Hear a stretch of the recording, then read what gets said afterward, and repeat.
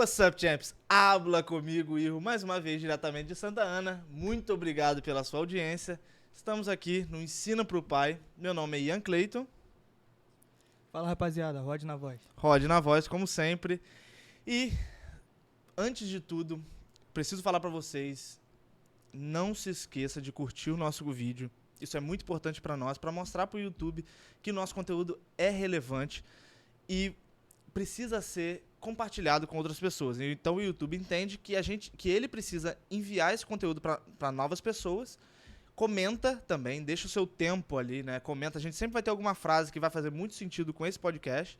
E eu pediria para você comentar, por favor, interaja com a gente, esteja junto, né? E compartilhe com pelo menos um amigo que vai gostar dessa conversa, que vai interagir com a gente. Que hoje vai ser diferenciada, tem muita história. Nosso convidado realmente é outro nível. Só pela conversa que a gente teve aqui antes, a gente já deu pra perceber. Então, apresento a vocês Eduardo Ferro, é isso? É isso, irmãozão. Tamo Prazer, junto, Ian. irmão. Prazer Muito tá obrigado, aqui. realmente. Prazer, mano. Uma Obrigado honra. você, irmãozão, por me trazer aqui, ter essa oportunidade aqui.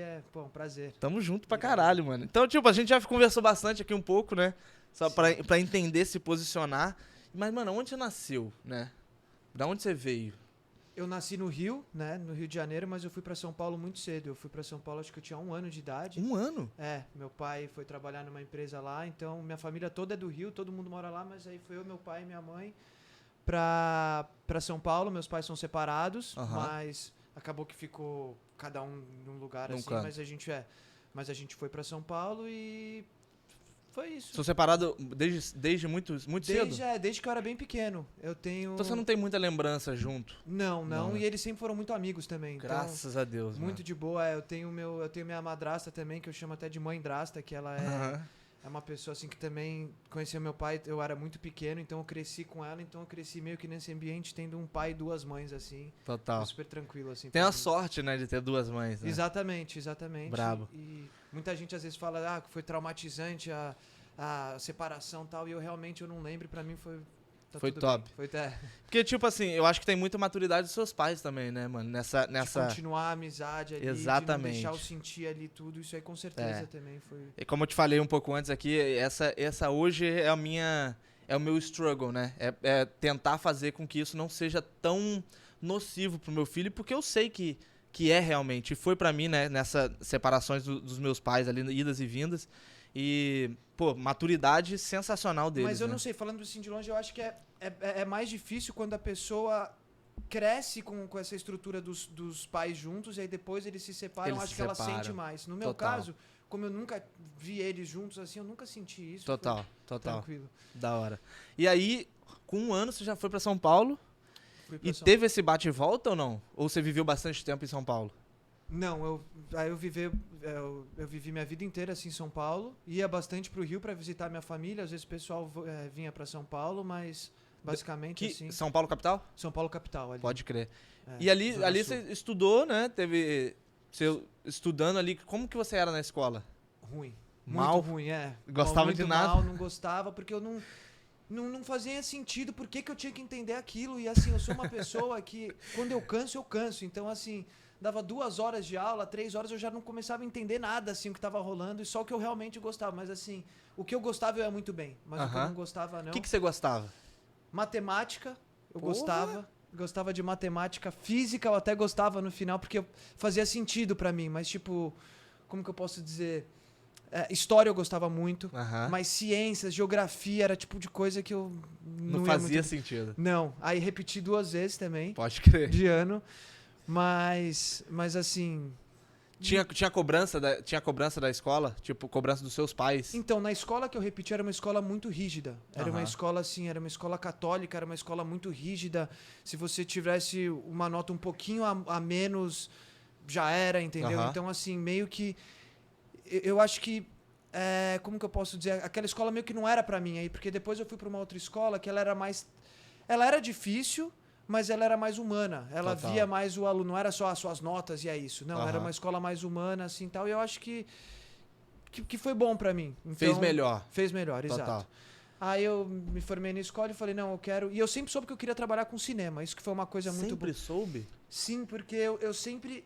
eu adorava assistir filme e logo que eu assisti o filme eu gostava de assistir como que era feito o filme. Eu amava, eu ficava Caramba. assistindo. Eu lembro que o primeiro que eu vi, isso eu acho que foi Piratas do Caribe 2.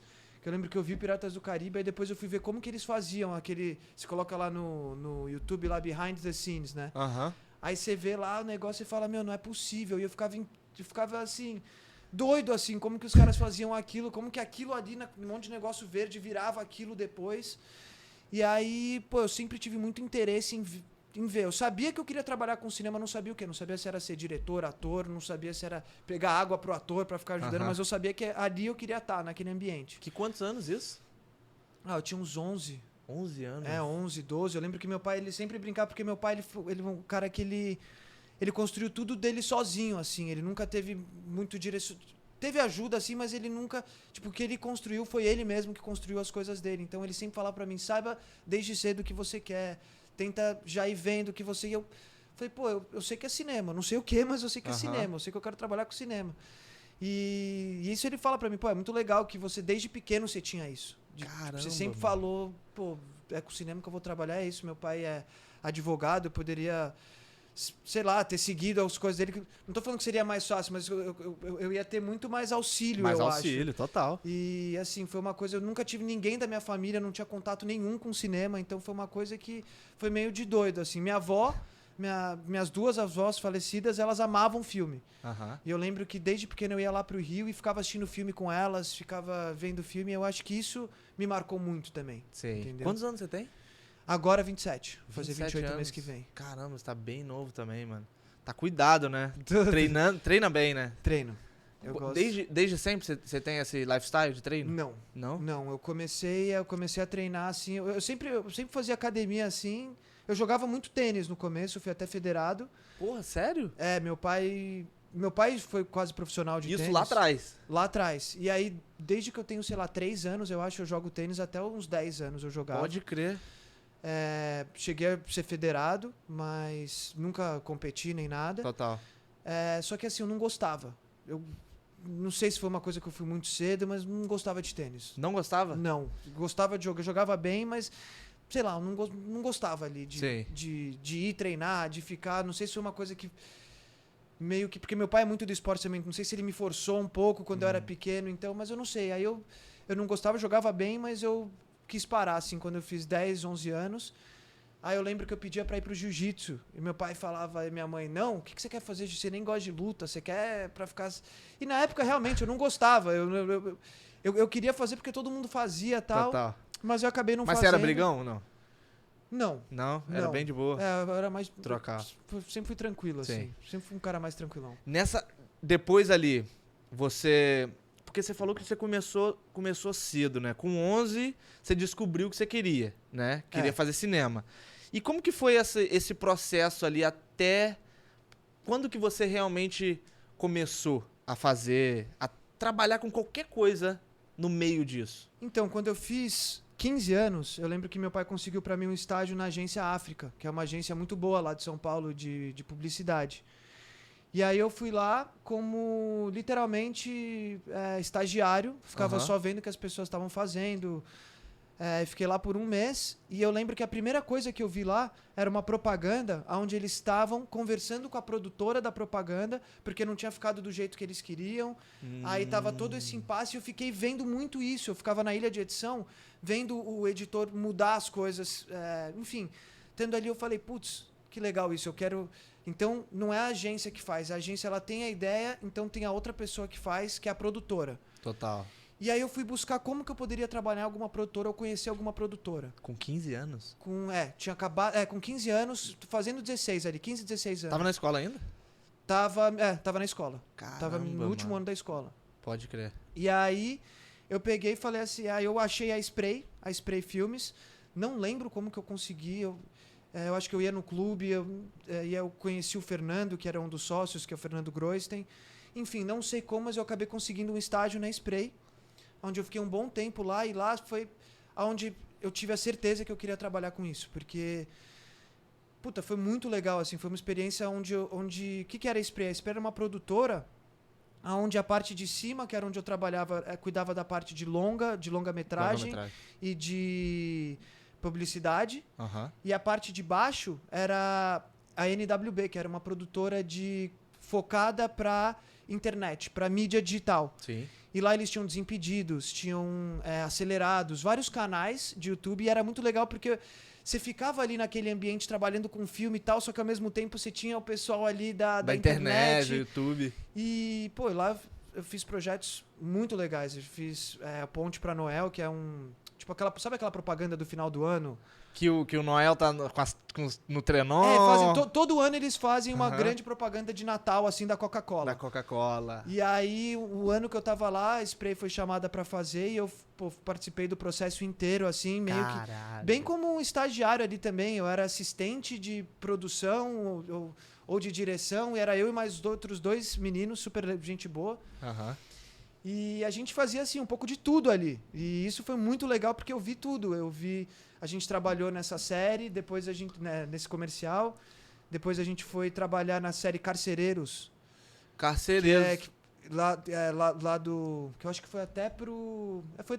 Foi pra Globo. Que era... E isso que foi muito legal pra mim, que eu vi que o Fernando, ele tinha uma coisa que isso eu gostei muito. Que ele usava as pessoas... como que se fala? Ele usava as pessoas... Não só atores. Ele não usava só atores. Aham. Ele usava, tipo, no Carcereiros. Quando a gente foi fazer o negócio na prisão, tinha uma rede de atores na prisão. Sim. E a gente usou esses atores pra fazer. E isso deu oportunidade. Até um deles hoje em dia faz sintonia, tudo. Então foi muito legal. Caralho, Isso que... Tinha uma rede de atores dentro da prisão? Tinha uma escola de atores dentro da prisão. E o Fernando, ele fez Caramba. questão de usar essas pessoas. Então você assiste, o negócio é muito real. Ao Carcereiros, por quê? Porque são realmente presidiários. Não são Caramba. pessoas interpretando isso. O Fernando, ele sempre fazia muita questão de fazer com os projetos Que dele, foda. agregar essas pessoas. Isso foi uma coisa que eu fiquei muito feliz, assim, que eu achei muito legal, achei muito irado esse negócio que eles faziam. Aham. Aí eu comecei a... Ainda não sabia o que exatamente, só que eu vi ali ele fazendo e falei, não, é isso, eu quero ser diretor. Eu quero ser igual ele. Sim. Quero ficar aqui comandando, eu quero ser diretor. Coloquei na minha cabeça que eu queria ser diretor. Aí fui fazer publicidade e propaganda na FAAP. Pode crer. Entrei. Mas, de novo... Tá top. Tá Tá bom? top. Perfeito. Mas, de novo, não era o que eu tava buscando, assim. Era uma coisa que era muito focado, por exemplo, não era focado em longa-metragem, não era focado em filme, era uma coisa mais artística, uma Aham. coisa... Então eu falei, pô, não sei se é isso que eu quero. E eu era muito amigo, sou muito amigo do Pedro Lotto, que é um dos meus melhores amigos, que a gente cresceu junto. E eu ia na casa dele e eu via ele fazendo produções de música, assim, fazendo produção já, ele já fazia. Ele Nessa época, já? Nessa época, ele já... Isso você tinha o quê? 16? 16 anos. E ele foi um cara, assim, o Lotto, ele é um cara que ele é muito bom com muito instrumento, assim. Desde que a gente era pequeno, ele pegava uma bateria, assim, parecia um baterista sinistro, Você assim. que sabia, já Mas tinha... muito. Pode crer. E aí eu lembro que ele veio fazer um intercâmbio nos Estados Unidos, voltou, falou, mano, produzo música. A gente, tá bom, tá. Aí a gente ia lá na casa dele ver, ele tinha o quarto dele, aí tinha o computadorzinho ali e tal. Umas puta música, assim, umas puta produção, assim. Eu falava, caralho, que irado. Ele começou a gravar as pessoas lá na casa dele, começou a gravar. Eu falei... e como a gente tinha muito essa amizade, eu falei, pô, você não pode ficar gravando aqui do seu fundinho da sua casa. Já tá gravando um pessoal legal, já tá... Não dá pra ficar trazendo na sua casa. Às vezes a mãe dele tava ali do lado, a gente tinha que fazer pouco barulho porque ela tava dormindo. Eu e ele, a gente teve a ideia de montar uma produtora mesmo. Jovem, assim, a gente não tinha muita experiência. Ele já mais que eu, porque ele já fazia produção. E eu ainda nessa de só ter sido estagiário, mas ter aprendido bastante. Eu tinha Porque eu sou um cara que eu nunca aprendi muito na teoria, sempre na prática. Meu pai sempre me falou isso. Ele falou, cara, você ainda vai se ferrar muito na vida, porque é o jeito mais difícil de se aprender. Total. Que você vai ter que aprender na prática, então você vai ter que se ferrar mesmo pra aprender. E assim, eu peguei e falei, pô, vamos fazer isso? Aí ele, vamos. Então a gente abriu uma produtora onde eu cuidava da parte visual e ele cuidava da parte musical. Né? Ele produzia, gravava, tudo aquilo. Quantos anos ele mais velho que você? Mesma idade. Mesma idade? A gente tinha ali 16, talvez ele tinha 17. Não, mesma idade. A gente tem a mesma idade. Então com 17 anos ele veio fazer um intercâmbio e voltou com essa brisa de produzir. Porque a família... Ele sempre foi musical. Ele sempre foi muito bom com música. Mas aí eu acho que com 17 anos ele veio aqui fazer um intercâmbio de 6 meses. E aí eu acho que um primo dele, alguém apresentou só o software pra ele de música. Sim. como mexer no software. Aham. E ele voltou e já tava sabendo mexer em tudo. Caralho. E como ele tinha essa facilidade musical, era fácil pra ele fazer. Uhum. E assim, e aí a gente abriu essa produtora. Eu comecei com um grupo que chamava La Viela, que era um grupo de rap. E os meninos me deram a oportunidade de fazer clipe. Pegaram pra mim e falaram, pô, então você vai fazer todos os nossos clipes agora. O Loto já faz nossas músicas, você vai fazer nossos clipes. E foi assim, aí eu fiz o primeiro, fiz o segundo... Não, fiz o primeiro. No segundo, foi a parceria deles com Costa Gold, que era uma música que chamava Chapei. Já no segundo? Já no segundo. Porque eles já tinham uma amizade também com Costa Gold. Pode crer. E aí eles fizeram essa música e a música bombou, assim, num nível absurdo. E foi o primeiro clipe que eu fiz, assim... Porque o primeiro clipe que eu fiz com eles foi câmera na mão, sair na rua, vambora. Aham. O segundo foi meio que assim, mas a gente tentou usar uma estrutura maior. Tipo, eu peguei minha casa, a gente colocou as coisas ali na minha casa, fizemos meio que uma festa. Contratei umas pessoas ou outra pra me ajudar. E quando eu vi, a gente tava num set de gravação. E eu falei, bom, agora... Tipo, agora é o start do que eu quero fazer mesmo. Total. Aí fizemos o clipe. Hoje em dia eu acho que o clipe deve ter mais de 20 milhões ou 10 milhões, assim. O clipe, mano, bombou na época. Isso que eu ia falar, essa música Chapei era estouradaço. E aí a gente, porra, foi irado. Continuei fazendo clipe com La Viela e fiz alguns pro Costa Gold também. Aham. Fiquei muito amigo dos meninos. E aí, enfim, começou a crescer a produtora. A gente começou a fazer várias outras coisas. Isso Vários tudo outros com clipes. 17 ainda. 17, com 17, 18 anos ali. Aí agora passou, a gente ficou acho que com a produtora acho que 2 anos e meio. Aham. Porque assim, eu tinha uma coisa que eu gostava da parte visual, mas eu não gostava da parte de administrar a produtora. Isso eu já não gostava, porque assim... Você era criativo. Eu era criativo e assim, eu criava amizade com a pessoa. Então assim, você tá com um artista aqui gravando, aí depois você tem que falar pra esse artista que daqui a pouco tem um outro artista. Só que eu sou amigo dos dois e eu quero que todo mundo grave. Então você fica tipo... E o Loto também, ele é muito tranquilo. Ele é um cara que ele só faz produção, assim. Então ele também não quer se esquentar com isso, eu também não queria muito me esquentar com isso. Então acabava que a gente se prejudicava um pouco nessa parte de organização da produtora. Uhum. Mas assim, aí foi uma das melhores fases. Aí eu viajei com Costa Gold, assim, o Brasil inteiro, fazendo vídeo, fazendo foto, fazendo um monte de coisa, com La Viela também. E aí a produtora fez o Costa Gold com o Cacife Clandestino, enfim, tiveram a ideia de fazer o Cacife Gold, que foi um CD que uniu o Costa Gold com o Cacife. Uhum. E bombou, assim. O CD bombou muito. E eu fui com eles pra turnê, pra acompanhar eles, pra fazer uns vídeos, pra filmar também. E, pô, foi irado, assim. Aí eu acabei conhecendo muito bem o Felpe, que a gente, hoje em dia, é um dos meus melhores amigos, assim. A gente criou uma relação muito próxima também, pelos projetos, por tudo. E foi isso, ficamos nisso. Só que aí eu falei, cara, eu gosto, só que eu não quero fazer clipes, porque clipe é uma coisa... É muito legal, mas assim... Como que eu posso dizer? Eu sentia que eu ainda tinha um déficit. Eu via...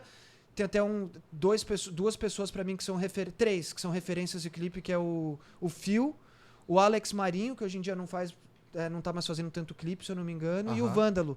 E eu falava, cara, eu não sou o nível desses caras pra fazer esse tipo de clipe. E eu gosto de clipe, mas não é minha paixão. Eu gosto de fazer filme. Eu quero fazer filme, eu quero fazer curta. E foi aí que eu decidi... vir pra Los Angeles pela primeira vez pra estudar, pra fazer um curta. Eu falei, cara, eu vou estudar e vou fazer um curta-metragem, porque eu sei que esse é o caminho pra você fazer longa, é fazer curta, então eu vou fazer um curta. E ali você já você trabalhava só com eles? Trabalhava só ali com na Costa? Com Costa, mas é que tinham vários, aí tipo, tipo, Cintia Luz também era da produtora, uma época, então assim, tinham várias pessoas que, tipo, às vezes passavam lá só pra fazer clipe, ou fazer um projeto ou outro, ou coisa específica e prontos, mas era só com eles, sim. E que produtora era essa? Made. Chamava Made. Pode crer. E ali você já tava só como produtor dessa produtora? Eu era o sócio, era eu e o Loto. Você era só? Então não acabou. Nesse tempo ali, eu pensei que tinha acabado ali quando vocês tiveram o atrito não atrito, mas a falta de organização ali, vocês ainda continuaram Continuamos aí, a gente continua, porque assim, porque não era um atrito, não era briga. Sim. A gente só sabia que a gente administrava mal ali, que, tipo, só que ao mesmo tempo, é isso que eu administrava mal, só que aí você só que ao mesmo tempo os caras, enquanto tava nessa má administração, os caras estavam fazendo vários hits que viraram gigantes depois. Então você não pode falar que tava ruim ou tava mal, porque às vezes foi o processo criativo pra acontecer aquilo que aconteceu, entendeu? Perfeito. Que os caras fizeram muita música lá, o Loto eu lembro dessa época ali quando ia muito Costa Gold lá com o Loto, os caras ali, essa junção lá do Nog, do Predella e com o Loto era uma coisa absurda, assim, e depois com o Felp também. Os caras só pedrada, assim. Bravo. E aí, aí depois que aconteceu, a gente começou a colocar mais gente na produtora. Tipo, puta, só eu e você não dá de sócio, vamos ter que colocar mais gente pra ver. Suprir a necessidade, porque né? eu não consigo administrar nem você, eu tô indo viajar, tô indo morar fora, estudar fora, não sei como vai ser. E aí foi nessa que acabou, que aí começa a colocar muita gente, aí um começa a puxar pra outra, né? A gente falou, cara, vamos só acabar com isso, que a gente é tudo amigo aqui, vamos seguir, porque bem ou mal, a verdade a produtora era o Loto, né? Porque ele que era as pessoas iam lá por causa dele, por causa da produção dele. Então meio que era isso. Mas aí você não tá sendo humilde de falar isso, porque tinha sua parte de produção, né? Você que era o produtor de vídeo, certo? Certo. Não, mas eu cheguei, eu digo os grupos muito grandes, assim, porque eu cheguei, quando a gente é produtor, eu fazia clipes também pra outros grupos bem menores que iam lá só pra pagar o clipe, por exemplo. Eu quero só pagar esse clipe pra fazer e tal. Só que era bem menor, assim, não era uma expressão tão grande assim, A fonte de renda vinha mais desses grupos maiores. Totalmente, assim, 100%. E aí foi quando a gente falou, não, e aí a produtora continuou até, o Loto continuou com os outros sócios com o negócio, só que aí ele meio que viu que era o negócio dele, e aí eles meio que hoje em dia eles abriram uma que é só de produtores musicais mesmo. Total. E que parece que tá dando tudo certo e tal, e porra, e é isso mesmo, graças a Deus que é isso que tem que ser. Exato. E aí tu tava no processo de VIP, né, estudar pra cá. E aí eu vim estudar, vim fazer aqui um curso, terminar minha faculdade que eu tinha começado na FAP, eu queria concluir para ter o diploma, que chamava LAPAC, que é Los Angeles Performance Arts Conservatory. Uau. Mano, eu gostei, foi muito legal, assim, pra mim, eu fiz vários contatos, fiz várias, fiquei, eu acho que 1 ano e meio, terminei. Aqui em LA, né? Aqui em LA. Aí eu falei, agora eu vou fazer um curta. Peguei, juntei um dinheiro, consegui captar um dinheiro pra fazer um curta. The Game Masters chamava. Peguei os maiores, o dublê do The Rock. Caralho. Peguei o dublê daquele Jason Statham também. Vários, porque assim, quando pensa, eu era uma pessoa que eu não tinha muita noção de... Pra mim, Hollywood era um sonho, era uma coisa, puta, eu preciso estar lá, eu quero... E quando eu vim pra cá, que eu vi, o cara realmente é dublê do The Rock, o cara realmente... Falei, tá aqui já, eu tô convivendo aqui no negócio. Eu peguei, não, vou fazer esse curta. Juntei um dinheiro pra fazer o curta, um dinheiro bom, assim. E aí, quando eu comecei a fazer o curta, tava lá fazendo... Só que os caras eram tudo muito profissionais. Como eu disse, é dublê do The Rock, é dublê... Então os caras estão acostumados a trabalhar com pessoas muito profissionais. E nesse caso aí, você chegava em alguma agência pra contactar eles ou você tinha um network? Eu tinha um network, eu conheci um cara que era dublê... Esse cara, ele era dublê... É dublê, né, de... Esquadrão Suicida? Esquadrão Suicida, Wolverine, X-Men... vários filmes gigantes, então ele tinha todo esse know-how dos outros dublês, e ele tava nessa frase de eu não quero mais ser dublê, eu quero ser um ator. Eu quero não só dublê, eu quero ser um ator mesmo, ser o E aí eu falei, cara, então vamos, eu vou dirigir e você vai atuar. O ator. E ele já fazia umas coisas absurdas, assim, pulava de negócio pegando fogo, com negócio. Então vamos juntar essas forças e vamos fazer. E aí a gente pegou um roteirista, escrevemos uma história que chamava The Game Masters, que é basicamente uma organização uma organização secreta que fazia tráfico de pessoas. Caralho. E aí é um cara, bem filme americano, ação, e aí o cara ia salvar essas meninas do negócio. Um curta. Basicamente isso. Eu ia perguntar, nesse curta você estava fazendo todas as funções? Roteiro, gravação? Eu estava acompanhando o roteiro, porque eu era o diretor, então eu estava acompanhando bem o roteiro, mas a gente tinha um roteirista. Eu tinha pego um roteirista, mas eu tava bem do lado dele, assim, acompanhando. Aham. Só que aí a gente pegou um pessoal muito, muito legal pra fazer. A menina que fez, inclusive, uma delas faz um monte de coisa pra Netflix hoje em dia, porque na época ela ainda não tinha feito. Então, assim, era um pessoal bem grande. E esse pessoal, não ela, tá? Mais alguns dublês, algumas pessoas. Quando eles veem que você não tá tão organizado, porque eles estão acostumados a só trabalhar com os puta diretores, com puta set de gravação, que você chega, tem uma água aqui, um café aqui, um negócio. Quando ele chega e vê um menino, acabou de se formar da faculdade, fazendo aquele negócio, os caras dão meio que Uma murchada? não uma murchada, mas dão uma montada assim em cima do questão de tipo, tá bom, então que horas, preciso acabar aqui em tanto tempo. Eu preciso... Estrelismo. Exato. E eu tava acostumado com um clipe, com um negócio menor. Quando eu vi, eu tava no meio de um galpão em downtown, com 3 câmeras, com um monte de gente tendo que o negócio. Eu falei, caralho, ferrou. Fudeu. Fudeu. Pode falar? Pode falar? Pode. Falei, porra, fudeu. Falei, que eu vou fazer? Eu tava no meio de uma cena, olha isso, eu tava no meio de uma cena. E aí o cara da luz, assim, passou 15 minutos da hora do almoço. Aí eu falei, eu sei, irmão, só vamos terminar essa cena. E aí a gente almoça, eu deixo mais 15 minutos. No meio da cena, bum, a luz desliga. E assim, uma luz dessa, quando desliga, é 15 minutos até ligar, até esquentar, até ligar. Eu falei, e agora? Eu tô aqui com os atores, eu tô no meio da cena, o que eu faço? Então eu fiquei... Então foi o tipo de coisa que ali... Mas o que foi bom pra mim? Porque ali eu vi que eu falei, cara, pra ser um diretor foda, eu preciso muito mais de um trajeto muito maior. Eu não sou isso que eu achava que eu era, não tenho essa pica toda que eu achava que eu tinha, entendeu? Que eu falei, porra, eu preciso de um trajeto muito maior, mano.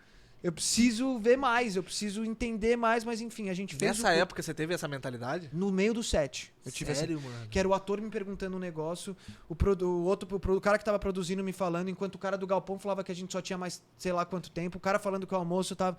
Falei, fudeu. Tipo, como que eu não tenho experiência ainda suficiente pra isso?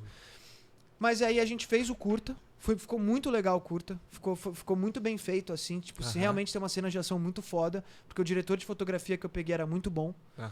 Então teve umas cenas de ação muito foda, assim. Umas coisas muito legais.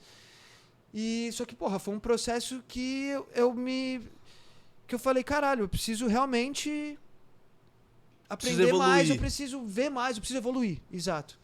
E foi quando eu falei, cara, eu vou focar em... Porque eu sempre fui muito bem com as pessoas, eu acho, né? Eu sempre me relacionei muito bem com as pessoas. Então, eu falei, deixa eu estudar, ver se é isso mesmo que eu quero. Vamos ver como que vai esse curta. Vamos ver se eu fiz um trabalho bom mesmo, se não fiz. Enfim, ficou legal. Claro, não ficou o melhor curta do mundo. Depois eu vou te mandar aí pra você ver. Ficou legal, mas foi assim, foi mais um. Sim. E aí eu voltei pro Brasil, porque minha esposa ficou grávida. Caramba. A gente casou e minha esposa ficou grávida e começou a pandemia. Tava começando a pandemia. Conheceu ela aqui? Não, eu conheci ela na escola. Só que eu conheci ela na escola do Brasil. Do Brasil. Ah, tá. Só que ela era 3 anos mais velha que eu. Ela era tipo a gata da escola, assim, sabe? E eu falando pros meninos da minha idade, ainda vou casar com ela. Eles falaram, tá louco? Falei, confia. Aí eu conheci ela na escola, só que ela foi morar na Suíça. Quando a gente tinha, sei lá, 12 anos. Caralho. E, tipo, na escola eu sempre fui meio pilaquinho, assim, ela era mais velha, sabe? Só que eu ia lá e falava lá com ela, ia lá, pegava e falava com ela, falava com as amigas dela, eu já era amigo das amigas dela. Você era o que você falou? Pilaco, que é uma expressão que você fala lá no Brasil, que eu não tinha vergonha, não queria saber. Piroca da cabeça, você era loucão. Você não queria saber de nada. Não queria saber. Se eu achasse que era isso, eu ia lá e mesmo via. E aí eu falava pra ela isso, que eu ainda ia casar com ela, e ela, tipo, ai, que bonitinho, cheio de aparelho, assim, babando com aquela boca toda grande. Ela, que bonitinho, tá bom, vai lá com seus amigos. Aí eu, tá bom. E aí ela foi morar em Londres, quer dizer, ela foi morar na Suíça. E aí depois da Suíça ela foi morar pra Londres. E aí quando eu tinha 21, acho. Não, tinha 20 anos, eu fui fazer uma viagem pra Londres com meu pai pra encontrar minha prima. E eu falei, não tenho nada a perder, vou mandar uma mensagem, né? Tô aqui. Mandei uma mensagem, a gente acabou se encontrando e... E ela tava em Londres também? Tava em Londres também. Caramba. Depois de, sei lá, 10 anos, assim, sem ver ela. Tipo, ela falou, você era um pirralho com a última vez que eu te vi, agora você tá... E agora tá bonitão, tá pintoso. Aí foi isso, aí desde então a gente ficou junto. Aí... Desde essa época? De Londres? Aí a gente... de Londres. Caramba. Aí de Londres, a gente falou... Aí foi mais ou menos nessa época que a gente falou, vamos vir pra Los Angeles. A gente veio junto a primeira vez. Antes de você estudar, então? Sim. Caramba! Antes de eu estudar, porque aí eu vim pra estudar e ela veio comigo. Ela falou, eu também vou pra estudar com você. E aí eu fui fazer direção nessa faculdade e ela foi fazer atuação. Caramba, então ela é atriz. Não. Tá. Vamos, beleza. Ela era blogueira na época. Pode mexia crer. Com mídia digital e tal. Influencer. Ela tinha essa vontade de atuação. E aí ela falou, quero fazer também. Porque é bom pra fazer também, ela foi fazer atuação. Mas aí depois ela ficou grávida, depois desse curta e tal. Eu falei, vou voltar pro Brasil então, porque vai começar. Tava começando a pandemia. Eu tive essa experiência do filme e falei, quero voltar pro Brasil. E aí eu voltei pro Brasil e só que eu decidi que eu falei, eu quero ser produtor. Não quero ser diretor. Eu quero ser produtor, quero produzir. E aí foi com isso que eu tive a ideia de fundar minha empresa, abrir minha empresa, que eu falei, nessa empresa eu vou produzir diversos conteúdos, seja publicidade, seja clipe, seja filme, mas o meu foco vai ser filme. Mas eu vou fazer de tudo, mas o meu foco vai ser filme. Só que eu vou ser produtor. Se eu tiver alguma coisa para dirigir alguma coisa, eu vou contratar um diretor. Tá. E foi nisso, buscando projetos, estava lendo várias coisas, eu li o roteiro do Faixa Preta. E eu tinha acabado de começar jiu-jitsu também. Porque começou a pandemia, aquele negócio de ficar em casa, eu falei, não, preciso fazer alguma coisa, eu vou jiu-jitsu. Mas nessa época, porque você tá com 27, correto? Correto. Você conheceu ela com 20. 20. Não, eu conheci pequeno, mas eu tinha ali 21. 21. Aí eu voltei pro Brasil. Aí você ficou um tempo no Brasil. Aí eu fiquei, eu tinha 22 ali, vai. Aí eu voltei pro Brasil, aí com 22 eu peguei esse roteiro do Faixa Preta. Pode crer. Só que o que aconteceu? Na época, hoje em dia também, tá melhorando, mas fazer filme no Brasil é muito difícil. É muito difícil. Por quê? Porque aqui você tem uma estrutura pra você fazer filme. Lá no Brasil você não tem essa estrutura. Infelizmente, muitas pessoas utilizavam daquela lei, de várias leis, durante muito tempo no Brasil, pra literalmente... você me dá 1 milhão, eu vou fazer um filme aqui com 100 mil, mas 900 mil eu vou colocar no bolso. Só pra falar que fiz um filme. Total. Muita coisa acontecia isso e aí parou. Isso acabou. Então, você via muitos filmes, mas você não tinha muito como fazer filme, como ter verba pra fazer filme no Brasil. Era muito difícil. Claro que tem filmes no Brasil, mas é muito difícil. Você não tem a quantidade que tem aqui, ou você não tem, porque ainda é uma indústria que eu acho que ainda não é muito madura no Brasil. Sim. Isso é o meu ponto de vista, tá? Então, foi uma coisa que, assim, que é muito difícil. Às vezes, você não tem empresas que sempre apoiam. Geralmente, se a empresa apoia, é sempre aquela mesma produtora. Então, se entrar uma outra, ela não vai querer saber, porque ela já tá fazendo aquilo com aquela. Total. Então, agora tá mudando isso. Agora foi até aprovado a Lei Paulo Gustavo. Que foi que... Acho que é 190 ou até mais, 190 milhões que eles vão destinar para filmes ou para projetos culturais. Caramba! No Rio de Janeiro.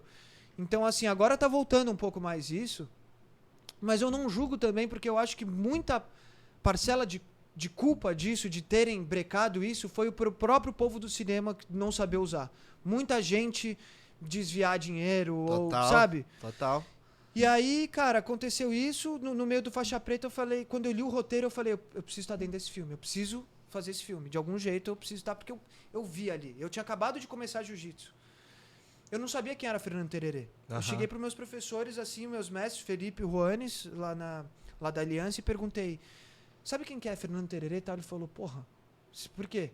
Eu falei, porque tem a oportunidade de fazer um filme. Ele falou, faz. Ele falou, porque ele é a história, porque assim, você tem muitas pessoas importantes no jiu-jitsu, só que o que acontece com o Tererê? Ele foi o primeiro cara de comunidade, porque na época do jiu-jitsu, o jiu-jitsu era uma coisa meio de playboy. Você tinha que ter dinheiro pra pagar uma academia, você tinha que ter dinheiro pra pagar o kimono, pra mandar lavar o seu kimono todo dia. Cara, inclusive a gente tava falando com o Royler, né, no podcast passado, ontem, e ele falou que antigamente não tinha isso de... Não era, né, pelo menos na Gracie, né, não era isso de você tinha o seu kimono. Eles ficavam responsáveis por tudo, então a mensalidade da academia de jiu-jitsu era lá em cima, porque eles lavavam, te entregava tudo perfeitamente, então realmente era uma parada mais pra, não vou dizer playboy, né, mas era elitizado, né, naquela época. Sim, porque né? é caro, era caro pra você manter ali, você poder manter o seu jiu-jitsu. Exato. Ali. E aí o Tererê foi o primeiro cara de comunidade que saiu da comunidade e conseguiu se destacar muito no esporte. E mais do que isso, ele levou o esporte pra comunidade. Ninguém sabia. Nas comunidades era futebol, era só futebol. Ele começou a levar o jiu-jitsu pra comunidade com projetos sociais. E isso foi muito importante, porque isso muitos meninos desse projeto social dele hoje em dia são grandes campeões. André Galvão, Um monstro. Alan sagrado. Finfou, Total. que hoje em dia tá treinando o Shimaev no jiu-jitsu, tá? Então ele mudou a vida de muitas crianças ali da comunidade. E essas crianças, essas pessoas têm total a noção disso. Então é muito legal você ver o legado que tem o Tererê. Caralho, Então total. quando eu li o roteiro, a primeira coisa que eu fiz foi perguntar. Primeiro eu fui atrás do roteirista, porque eu falei, pô, tá muito bom esse roteiro. E aí eu descobri um cara que hoje em dia virou meu amigo, sócio, irmão, que é o Rangel Neto, que é um roteirista, assim, sensacional. Um dos melhores. Eu já li muito roteiro, muito, porque eu gosto. Sim. E ele escreve, não só a forma dele de escrever, ele escreve para como que eu posso dizer? Meio que é pra todo mundo. É pra um cara que é super crítico de cinema, que entende, é um cara que tá vendo um filme de sessão da tarde, que quer sentar ali pra ver um filme, é pra todo mundo. Total. Então isso é muito legal pra mim. Eu gostei muito do roteiro que ele fez. Aí eu liguei pra ele, falei, cara, eu quero estar nesse filme. Ele fez o roteiro Faixa Preta? Ele que fez o roteiro do Faixa Caramba. Preta. Eu liguei e falei, eu quero estar nesse filme, o que precisa? Já conhecia ele ou não? Não. Não? Não conhecia. E ele é um cara, assim, que ele, carioca, assim, ele, porra, tá bom, vambora, tá com a gente e tal. E aí eu entrei no filme como um investidor. Ah. Investidor e produtor. Investidor e ia ter um título ali de produção, mas investidor. Cara, um dia antes das filmagens, pandemia, aquela loucura, o diretor pega Covid. Nossa. A gente tinha voado um cara da Espanha, que ia ser o diretor de fotografia da Itália, sei lá de onde que a gente tinha voado o cara. O cara, puta, eu não posso se atrasar, eu não posso porque eu tenho outras diárias. O cara vai embora. Caramba. A gente, com o negócio, não tinha o que fazer. O ator que ia fazer o Tererê, o ator que ia fazer o principal, não vai mais fazer. Então, assim, foram coisas que a gente falou, fudeu. E agora? Que isso? E aí que eu falo que o roteirista ele foi muito importante, porque se ele tivesse sido só um roteirista, esse filme não teria acontecido. Ele foi um cara que ele foi produtor também. Ele conseguiu fazer uma forma... um fator engraçado que aconteceu. A comissão dos atores, teve uma comissão lá, acho que era a comissão dos atores do Brasil, alguma coisa assim, falou... se vocês abrirem câmera, a gente vai parar, porque é pandemia, não quero ninguém gravando. Não podem gravar. É pandemia. Só que os próprios atores queriam, o pessoal, porque não estava ninguém trabalhando. E a gente falou, a gente vai tomar os cuidados. Não vai. Se vocês gravarem, a gente vai saber onde vocês vão estar gravando, e a gente vai lá e vai mandar parar. Aí o roteirista virou pra mim e falou, pronto, a gente tinha umas cenas, porque o filme se passa no Cantagalo, uma parte. Falei, então pronto, tudo que a gente ia fazer aqui embaixo, a gente vai fazer lá em cima. E eu quero ver os atores subirem lá e falar pra parar o filme. Os atores não, né? Os atores não, o sindicato ir lá e falar pra parar o filme. Aí não tem como. Então, bate de frente. E assim, e a própria comunidade queria que a gente fizesse o filme, entendeu? Então foi uma coisa que foi sensacional. O filme, a gente fez o filme. E aí quando deu isso, eu meio que descobri umas coisas, eu falei, cara, eu cheguei pro roteirista e falei, vamos sentar eu e você. E já que a gente vai ter que refazer parte do... Não refazer, mas refazer as estratégias para fazer o filme, eu quero estar com você em todas as decisões, eu quero estar com isso. E foi aí que a gente fez. A gente conseguiu gravar o filme. Com muito suor, assim, com muita dedicação dos atores. Os atores sendo muito gente boas com a gente, porque... Pô, a gente tem a Isabel Filardes no filme, o Rafael Logan, que ele tá gigante no Impuros. O Luiz Otávio... então, assim, são várias pessoas que estão acostumadas com set grande, com set mais robusto, profissional, né? Robusto, e a gente estava numa estrutura ali que a gente não tinha muito.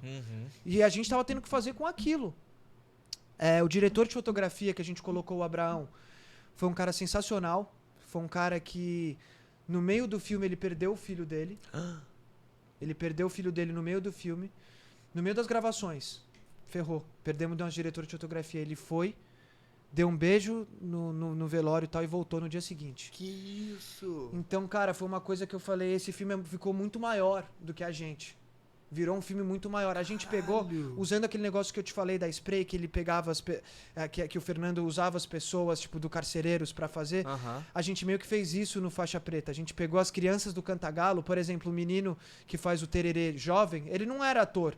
Ele é do projeto social do Tererê lá do Cantagalo. Que foda. E ele faz todo o Tererê no começo do filme e foi super bem. Sim. Então a gente usou muito dessa estrutura também. E assim, foi uma coisa... O Rangel Neto foi sensacional com a esposa dele, que é a Juciliana, que é minha parceira também, assim, é minha produtora parceira que resolve tudo. Então, assim, foi uma coisa que a gente fez muito com muito pouco. E eu tenho muito orgulho do filme, porque o Tererê, ele sofre, né, com esquizofrenia. Sério? Ele sofre, isso a gente deixa claro no filme, porque... A maconha, ela não dá esquizofrenia, mas a pessoa que nasce com predisposição para esquizofrenia, dependendo da quantidade do uso de qualquer substância, seja maconha, seja o que for, pode desencadear a esquizofrenia. Que foi o que aconteceu com o Tererê. Ele fez uso de drogas que acabou desencadeando uma doença nele. Drogas, maconha? Ou outros tipos Começou também? com maconha, mas depois foi pro crack. Pode crer. Caralho. Ficou 8 anos. Eu não quero dar spoiler, mas quando você assistiu o filme, basicamente a história gira em torno disso. A história gira em torno dele e dessa superação dele. E, basicamente, eu tinha uma preocupação com o filme, qual que é o legado do filme? Porque, assim, ele tá superando e tal. E o que aconteceu? Não legado, mas, assim, como que eu posso dizer? Eu tinha medo de que... Como que eu posso dizer isso? De que...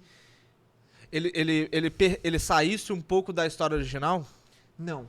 Isso não, porque o roteirista, ele foi muito... Ele sempre bateu nesse ponto, ele falou, cara, é isso, a história é isso. Ele já deixou claro pro diretor, que é o Caco, falou, Cacão, é isso. E o Caco, que é o diretor, ele foi muito fiel nisso também. Ele também tava muito com a cabeça, ele falou, cara, eu quero seguir a história original, porque tem muita história aqui, não tem que inventar nada. Não tenho que inventar. Não tenho que inventar. E assim, como que eu posso dizer? Eu tinha medo do fruto desse filme, por exemplo, a imagem dele, porque ele ainda não tá 100% curado. Ele ainda tem que tomar os remédios. Eu tinha medo das influências que isso podia levar pra ele. Das pessoas, tipo, que assistirem o filme começar a querer... Porque tem relatos de vários alunos, várias pessoas, inclusive... não vou falar, não, mas tem um cara que hoje em dia tá tendo muita coisa dele no jiu-jitsu, que ele... Cara, literalmente, quando o Fernando tava na clínica tentando parar com tudo, ele foi levar maconha pro cara na clínica. E o pessoal falando, cara, você tem que ajudar ele, não querer prejudicar ele. Caramba. E assim, foi uma coisa que foi... E eu tinha medo desse... Pô, o que ele vai fazer com esse dinheiro? Será que esse dinheiro que ele ganhar com o filme, será que vai acontecer? O que aconteceu? Ele usou todo esse dinheiro do filme pra comprar uma casa pra filha. Putz. Na Rocinha. Todo o dinheiro que ele ganhou com o filme, ele falou, nem me transfere. Só paga a casa da minha filha. Então isso pra mim é o maior de tudo. É maior do que o filme, é o legado que a gente deixa, sabe? As crianças, o ir nas academias de jiu-jitsu aqui, os caras, pô, você que fez o filme do Tererê, que foda. Eu não sabia que era isso da comunidade, eu não sabia que era assim e tal. Isso é muito legal. Porque realmente, eu também, quando eu fiz, eu não sabia de nada disso. Então eu acho que isso que é importante. Eu quero fazer filmes, não só pra fazer filme comercial e tal, mas que vão impactar na vida das pessoas de alguma forma, entendeu? Total. Eu acho que todos os projetos que eu quero fazer, que eu tô fazendo, pra impactar nas pessoas de alguma forma. E o Faixa Preta impactou não só as pessoas da produção do filme 100%, que tiveram que se doar muito para fazer o filme, como as pessoas que estavam sendo representadas no filme, os próprios atores, os próprios... Então foi um processo muito legal. A gente ali com o filme, a gente virou meio que uma família ali mesmo. As pessoas, eu digo raiz, porque assim, no filme tem várias pessoas que... Entra e sai. Não, entra e sai, ou faz uma coisa e quer falar, não, porque eu fiz, eu sou... O cara, sei lá, pegou uma água aqui e te deu água. Não, eu produzi o filme aqui, eu que fiz toda a parte do... Você fala, porra, sabe? Então, tô falando das pessoas raiz mesmo ali, são essas pessoas, a gente virou tipo uma família mesmo. Sim. Com os atores, com tudo, pelo fato de a gente ter conseguido fazer pouco, e assim, a gente conseguiu vender o filme super bem. Coisa que, assim, todo mundo falava, puta, mas e agora? Como que vocês vão vender esse filme? Como que vai ser? A gente conseguiu vender quase 6 vezes o valor que foi investido. Uau! Que foda! A gente vendeu super bem o e filme. E o valor investido por volta de 6 dígitos? É. É? Caramba, Mesmo com bem enxuto, ainda assim foram É. mais de 100. Mais de 100 pila. Sim. Uau. Sim, Cara, porque que filme loucura. você gasta muita coisa. Ah, e ainda mais tinha uma coisa. Pra gente gravar, a gente tinha que fazer teste de Covid todos os dias nas pessoas. Nossa. E teve Então você precisava ter enfermeiros. enfermeiros, tinha uma ambulância que ficava lá parada fazendo teste nas pessoas. Só que teve um dia que a cena era num ginásio. Só que, porra, o ginásio era pra ser lotado. Só que eu falei, como que eu vou lotar isso de gente? Tipo, como que eu vou fazer teste em todo mundo? Caralho. Cada teste, eu não lembro quanto que era na época, mas a gente gastou muito dinheiro com teste de Covid. E não tô falando, tem que ter, claro. Sim. Só Tem que ser uma coisa controlada, só que... é muito dinheiro, Exato, imagina. então teve coisas, por exemplo, se você for ver o filme O Ginásio, a gente teve que improvisar ali com coisa com o que fazer. Teve que ser coisa na pós também, então não pôde ser Coisa do no quê? na pós, que é... Na pós é tipo no After Effects, assim, Ah, tipo, o cara tá. coloca um negócio verde ali, aí depois na edição o Você cara bota vai uma colocar. pessoa. Exato. Pode crer. Caramba, Você enche ali de mano. pessoas, que é como quase tudo que é lotado é feito, assim, hoje em dia. Sim. Então, Quanto tempo durou esse processo inteiro de 3 gravação? anos. Não, de gravação, minto, de gravação foram 3 meses, vai. Pode 2 crer. meses, 2 meses de gravação. Mas do roteiro até a finalização do filme foram uns 3, 4 anos. Caralho! Porque é isso que eu falei, até eu entrar no filme, o roteirista, que é o Neto, ele já tinha... Preparado. Ele já tava com esse roteiro na mão em muitos lugares, ele já tava fazendo muita coisa, entendeu? A gente já tinha feito meio que uma pré-preparação pro filme antes, aí não rolou, aí depois não ia rolar da vez segunda, então foi uma loucura, assim, pra fazer. Que loucura, mano. Você quer falar alguma coisa ou não? Eu ia perguntar se a maioria dos filmes demora esse tempo inteiro pra produzir, pra fazer, pra terminar. Eu acho que não. Eu acho que é porque as nossas foram várias situações. Primeiro, o pouco dinheiro. Segundo, a pandemia. Aham. E terceiro, não tem terceiro. Acho que o dinheiro é a pandemia mesmo. É o que eu sinto, assim. Mas eu acho que um filme, assim, gera em torno de 2 anos, vai. Vamos. De gravação, porque... Depende, é porque você fala gravação, mas é muito amplo. Porque às vezes você faz a gravação mesmo com atores durante 2, 3 meses, mas aí depois você pega um mês só pra fazer steady shots. Só pra fazer take da cidade. Só pra fazer take do avião passando ali. Só pra fazer que você não usa mais atores. Mas geralmente, assim, em torno de 2 anos é um filme. É um processo muito Desde longo. o início da ideia. Desde a ideia até o roteiro, até a finalização do roteiro, porque o roteiro muda. Muitas vezes. Você tem 6, 7 versões de roteiro, 10 às vezes. E muda por quê? Pra ele ficar mais fiel à história ou É, pra porque vamos supor, você escreve um roteiro ideal. Aham. Você escreve aqui, eu vou dar um exemplo aqui. Você tá escrevendo uma história que eu e você estamos indo viajar pra Marte num foguete. Esse é o nosso roteiro. Só que aí você começa a falar, tá bom, vamos fazer esse roteiro acontecer. Aí você começa a fazer o orçamento do roteiro. Quanto que vai ser? Quanto que... Aí você coloca ali no final, tá 10 milhões de reais. Você fala, tá, isso aqui eu não vou conseguir. Então eu vou ter que reduzir esse roteiro pra alguma coisa. Então, em vez de a gente ir pra Marte, vamos, sei lá, pra Europa, em vez de ir pra Marte, que aí isso aqui já vai reduzir mais isso aqui. Então aí você já faz uma mudança no roteiro.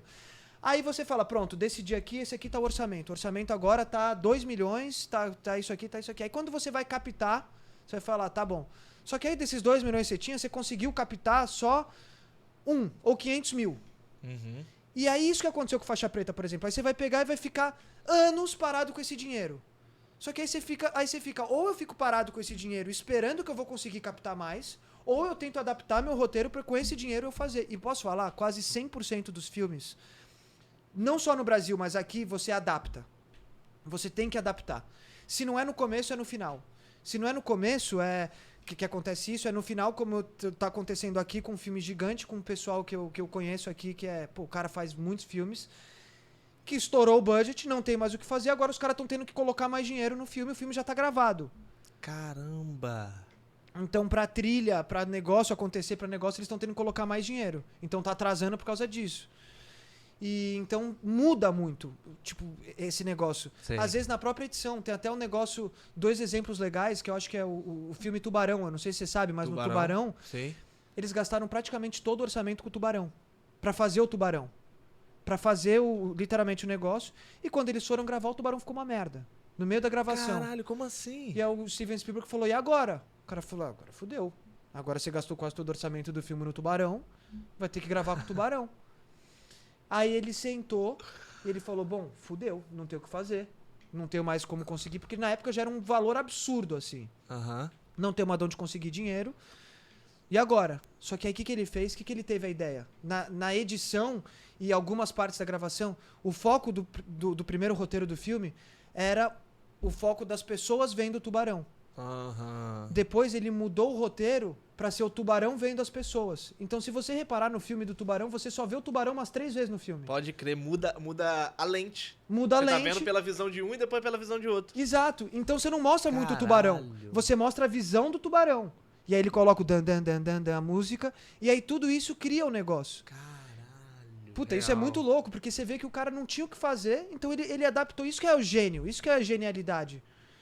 Porque se a outro ali, sei lá, o cara fala, não, então vamos tentar, sei lá, fazer outro tubarão, vamos conseguir mais dinheiro pra fazer outro tubarão. Ele falou, tá bom, não tem mais, então vamos mudar. O foco não vai ser o tubarão, o foco vão ser as pessoas, só que em vez de ser as pessoas vendo o tubarão, vai ser o tubarão vendo as pessoas. E aí que tem aqueles takes das pessoas embaixo d'água e o tubarão chegando perto. Caralho, que surreal, mano. Que foda. Tropa de Elite também, acho que tem uma história assim, que eles fizeram um corte, o Zé Padilha viu e falou, não gostei. Não tá bom. Não tá bom, não tá bom. Aí parece que eles mudaram o filme, colocando o filme no ponto de vista do Capitão Nascimento. Que o Capitão Nascimento era só um personagem ali, ele era Sim. só mais um. E aí eles mudaram o filme pra ele que meio seu foco e eles colocaram a narração do filme. Caralho, mas isso só por falta de budget? Não, tá. aí eu não sei o motivo crer. especificamente. No Tubarão eu sei que foi por causa do budget. Aham. Porque ele tinha usado praticamente todo o budget do filme no Tubarão e o Tubarão tava horrível. Então ele não tinha mais como pedir. Parece que ele tinha um belo dinheiro pro Tubarão. Quando o Tubarão chegou, ele odiou. Aí ele refizeram o Tubarão inteiro, colocando sei lá mais quanto de dinheiro e ficou pior ainda. Que loucura. Como que refaz um... Tipo assim, como que faz um tubarão? Puta, eu não faço ideia. Não? Isso aí eu já não sei. Isso É aí efeitos especiais, né? isso aí Que é loucura, negócio de efeito mano. especial que os caras... Mas eu não sei que material isso é, eu não sei nada. Mas eu sei que aí foi no roteiro que eles tiveram a ideia de fazer isso. Então por isso que é muito legal, assim, você ver esses filmes de Hollywood, assim, de negócio, você vê que os caras... Tem uns puto orçamento, mas eu gosto muito de ver filme quando o filme é muito legal e você vê que o cara... Por exemplo, o primeiro filme do Tarantino, ele fez com $100 mil. Uau. E qual que foi a ideia dele? Ele falou, cara, eu sei que eu não posso ficar mudando de locação. Eu sei que eu não posso ficar mudando de lugar, porque é isso que gasta dinheiro. Eu só posso ter um lugar. Porque, pensa, você tem esse ambiente aqui iluminado com todo o negócio. Pra você fazer um outro cenário, você tem que desmontar tudo isso, colocar no outro. Então isso aqui vai tempo, vai equipe. Ele pegou o filme dele inteiro, Reservoir Dogs, esqueci como... O filme se passa inteiro num galpão, nos caras trocando tiro. É literalmente, que é o Cães de Aluguel. Pode que é os crer. caras... É isso, Cães de os caras vão Aluguel. fazer uma negociação, a negociação dá errado, os caras começam a dar tiroteio, cada um fica encostado aqui trocando tiro, só que é o diálogo. E você fica querendo ver o que vai acontecer, quem que é o que vai sobrar. Aham. E é tudo em um lugar. Então é o tipo de coisa que é muito difícil de você fazer, mas que é aí que você vê a genialidade. Tipo aquele filme de terror, Atividades Paranormal. Pô, os caras não gastaram quase nada se você for ver aquele filme ali, porque é uma câmera ali, um negócio aqui, nenhum ator é famoso, um negócio ali, só que quanto que já deu de negócio? Então, eu acho isso muito legal, sabe? Real. E você saber isso é uma coisa que... Aí você começa a dar valor, sabe? Pros filmes e pras pessoas que fazem filme com pouco, entendeu? Uhum. Eu comecei a só dar mais valor nisso mesmo quando eu comecei a fazer mesmo o filme. Total. Caralho, que foda.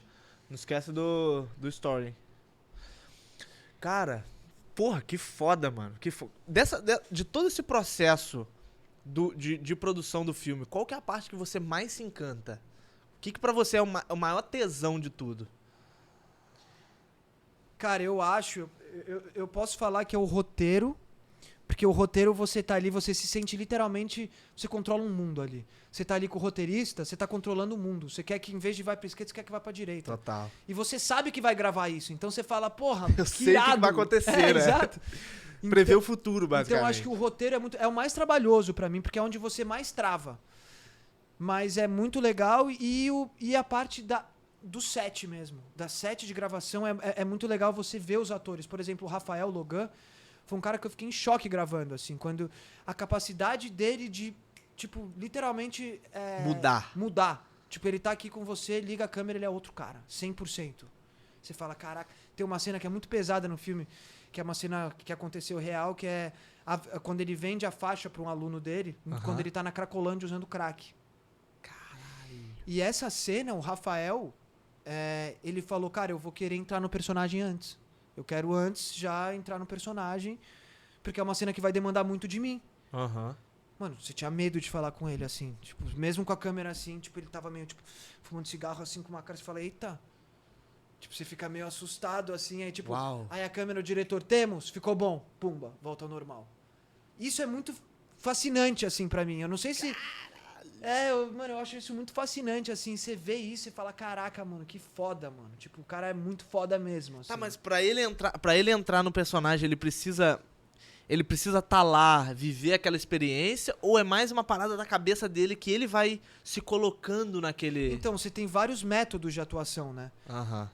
Por exemplo, o Johnny Depp, eu sei disso porque esse cara que eu tô muito amigo aqui, o Brad, que é o diretor, ele fez já filme com o Johnny Depp, ele fez City of Lies com ele e tal, e ele me contou.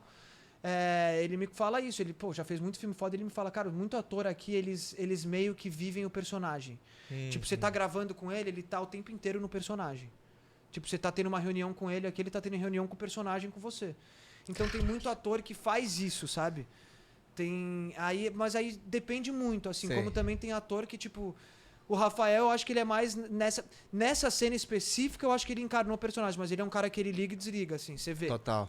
Aquele cara que ele liga e desliga na hora, assim, e ele me surpreendeu muito, porque eu conheci o trabalho dele de Impuros, mas, tipo, no Faixa Preta, assim, eu vi o quanto ele, como que eu posso dizer, quanto que ele é bom mesmo, sabe? Total. Talentoso, né? Talentoso.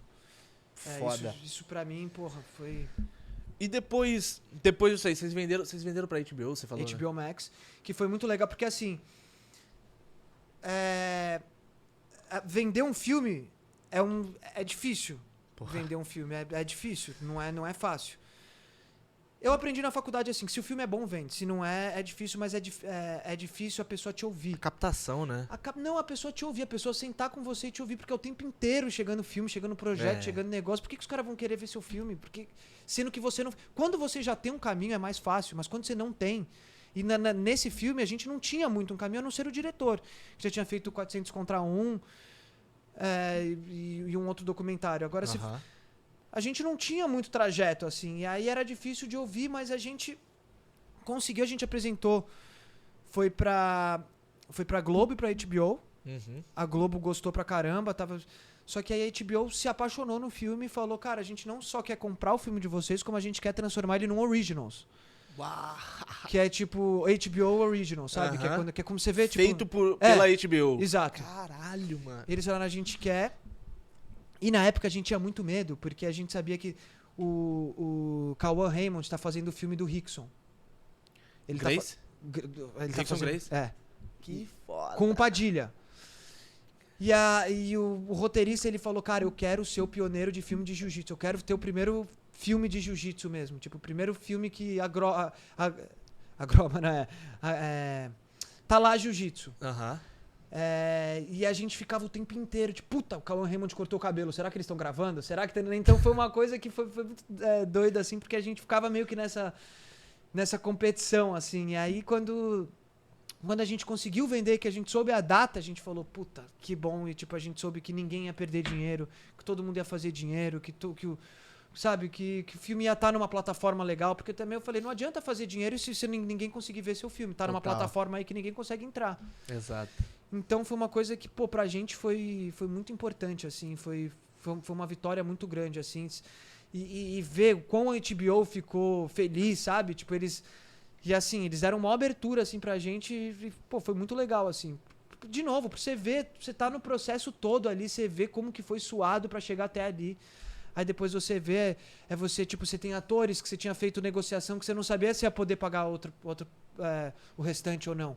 E mesmo assim o cara fechou com você, porque ele acreditou com você. Acreditou no projeto, né? Então, tipo, depois quando você sente, você fala, caraca, eu vou conseguir pagar todo mundo, não vai ter problema, vai ser... Foda, mano. É muito bom isso, mano, é muito bom. Tipo, uma das maiores sensações, assim, muito bom, mano. Como que funciona esse processo de precificar um filme? Tipo, já tem um múltiplo ali? Geralmente é entre 6 vezes e 10 vezes do investimento. Nos Estados Unidos, sim. No Brasil, não. Nos Estados Unidos, aqui você... se você vender um filme por menos de $300 mil, você fez um trabalho ruim. Pode crer. Porque aqui o mínimo que eles te pagam é $300 mil. Se o seu filme for uma merda, eles vão te pagar $300 mil. Isso, Quer filme dizer, inclui tudo? Se quiserem, né? Ah, tá. E isso inclui curta-metragem, longa ou não? Não, longa. Tô falando de longa. Longa-metragem, tá. Curta, eu não sei como que é muito o caminho de curta, porque curta, pelo meu ver, as pessoas usam mais curta como uma forma de ganhar expressão em festival. Curta é muito... Tá. Você vai pra muito festival em curta. Entendi. Então, curta, eu sinto que as pessoas fazem curta pra depois pular pro longa, entendeu? Tá.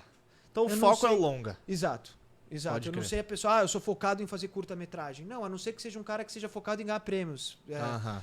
Que seja prêmios de curta. Sei. Mas eu não conheço, por exemplo, ninguém que seja focado em curta-metragem. Sei. Mas e aí, o que a gente tá falando, né? Do final ali do filme Faixa Preta, né? Que você vendeu pra HBO. Você que foi atrás do... Da HBO? Não, quando em você si? faz um filme, você tem a distribuidora, né? Que no nosso caso tá. foi a Imagem. E o que a distribuidora faz? Ela pega o seu filme saindo para um monte de gente, Netflix, Amazon, para um monte de gente para distribuir. Só que para isso a distribuidora tem que querer o seu filme, né? Uhum.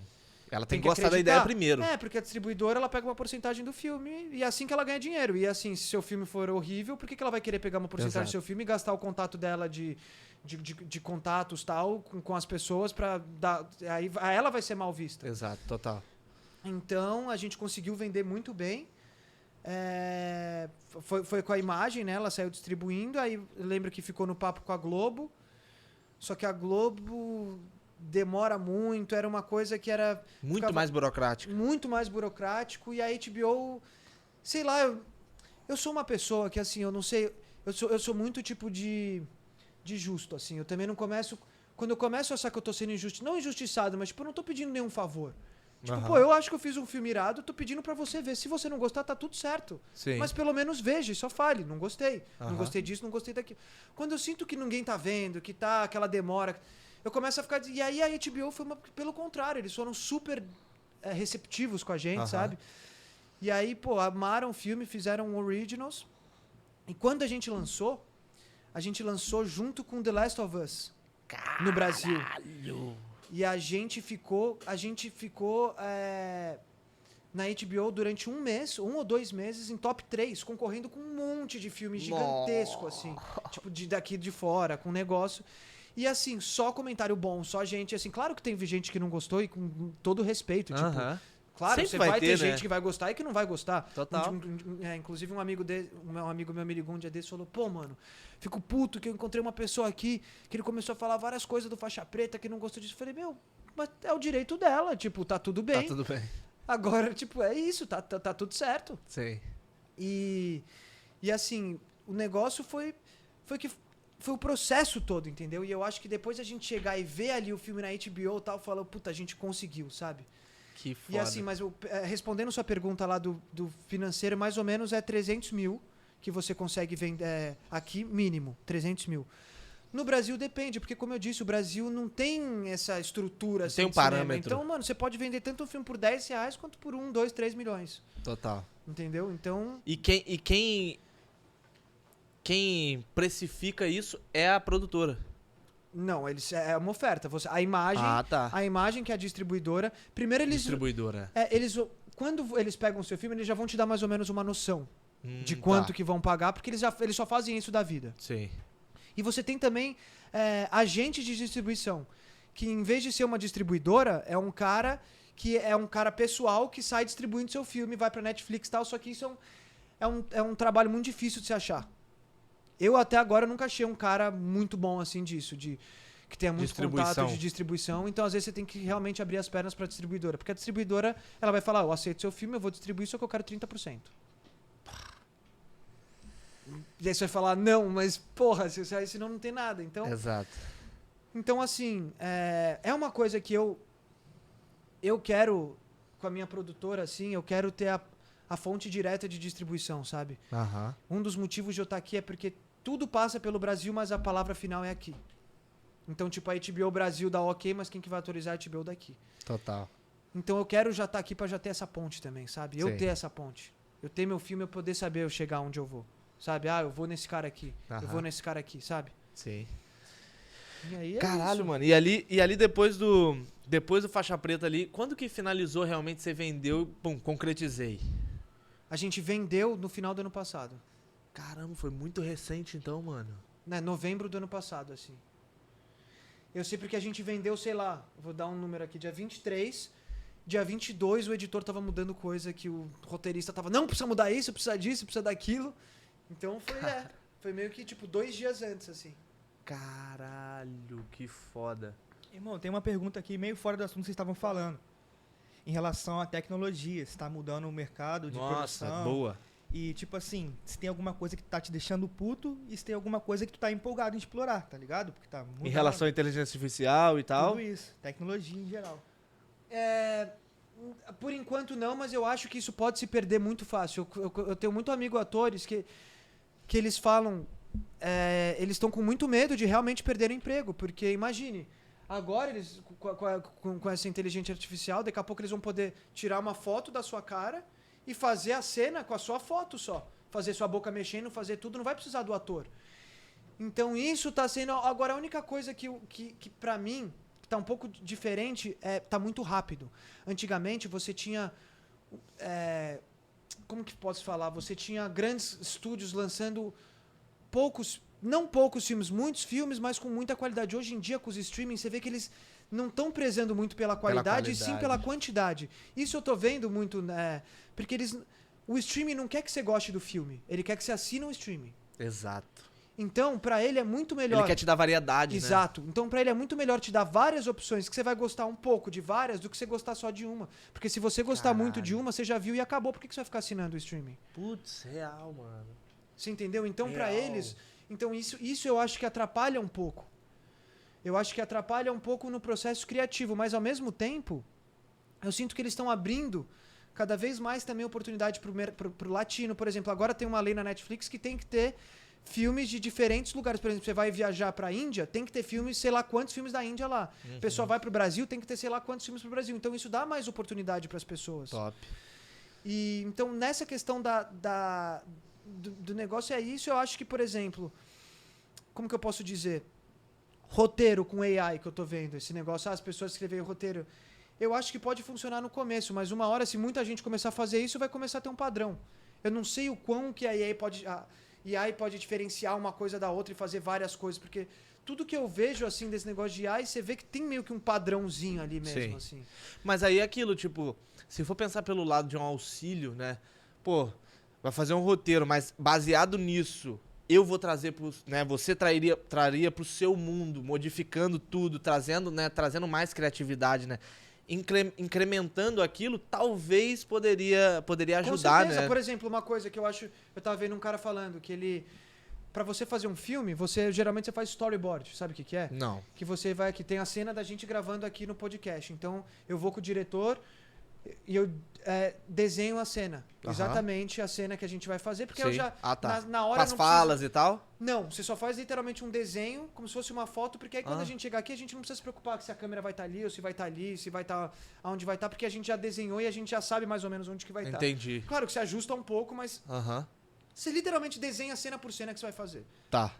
Eu tô vendo que tem um negócio de AI que vão lançar, que você vê literalmente o filme antes de estar pronto. Tipo, literalmente você desenha a cena e aí ele vai te dar a cena.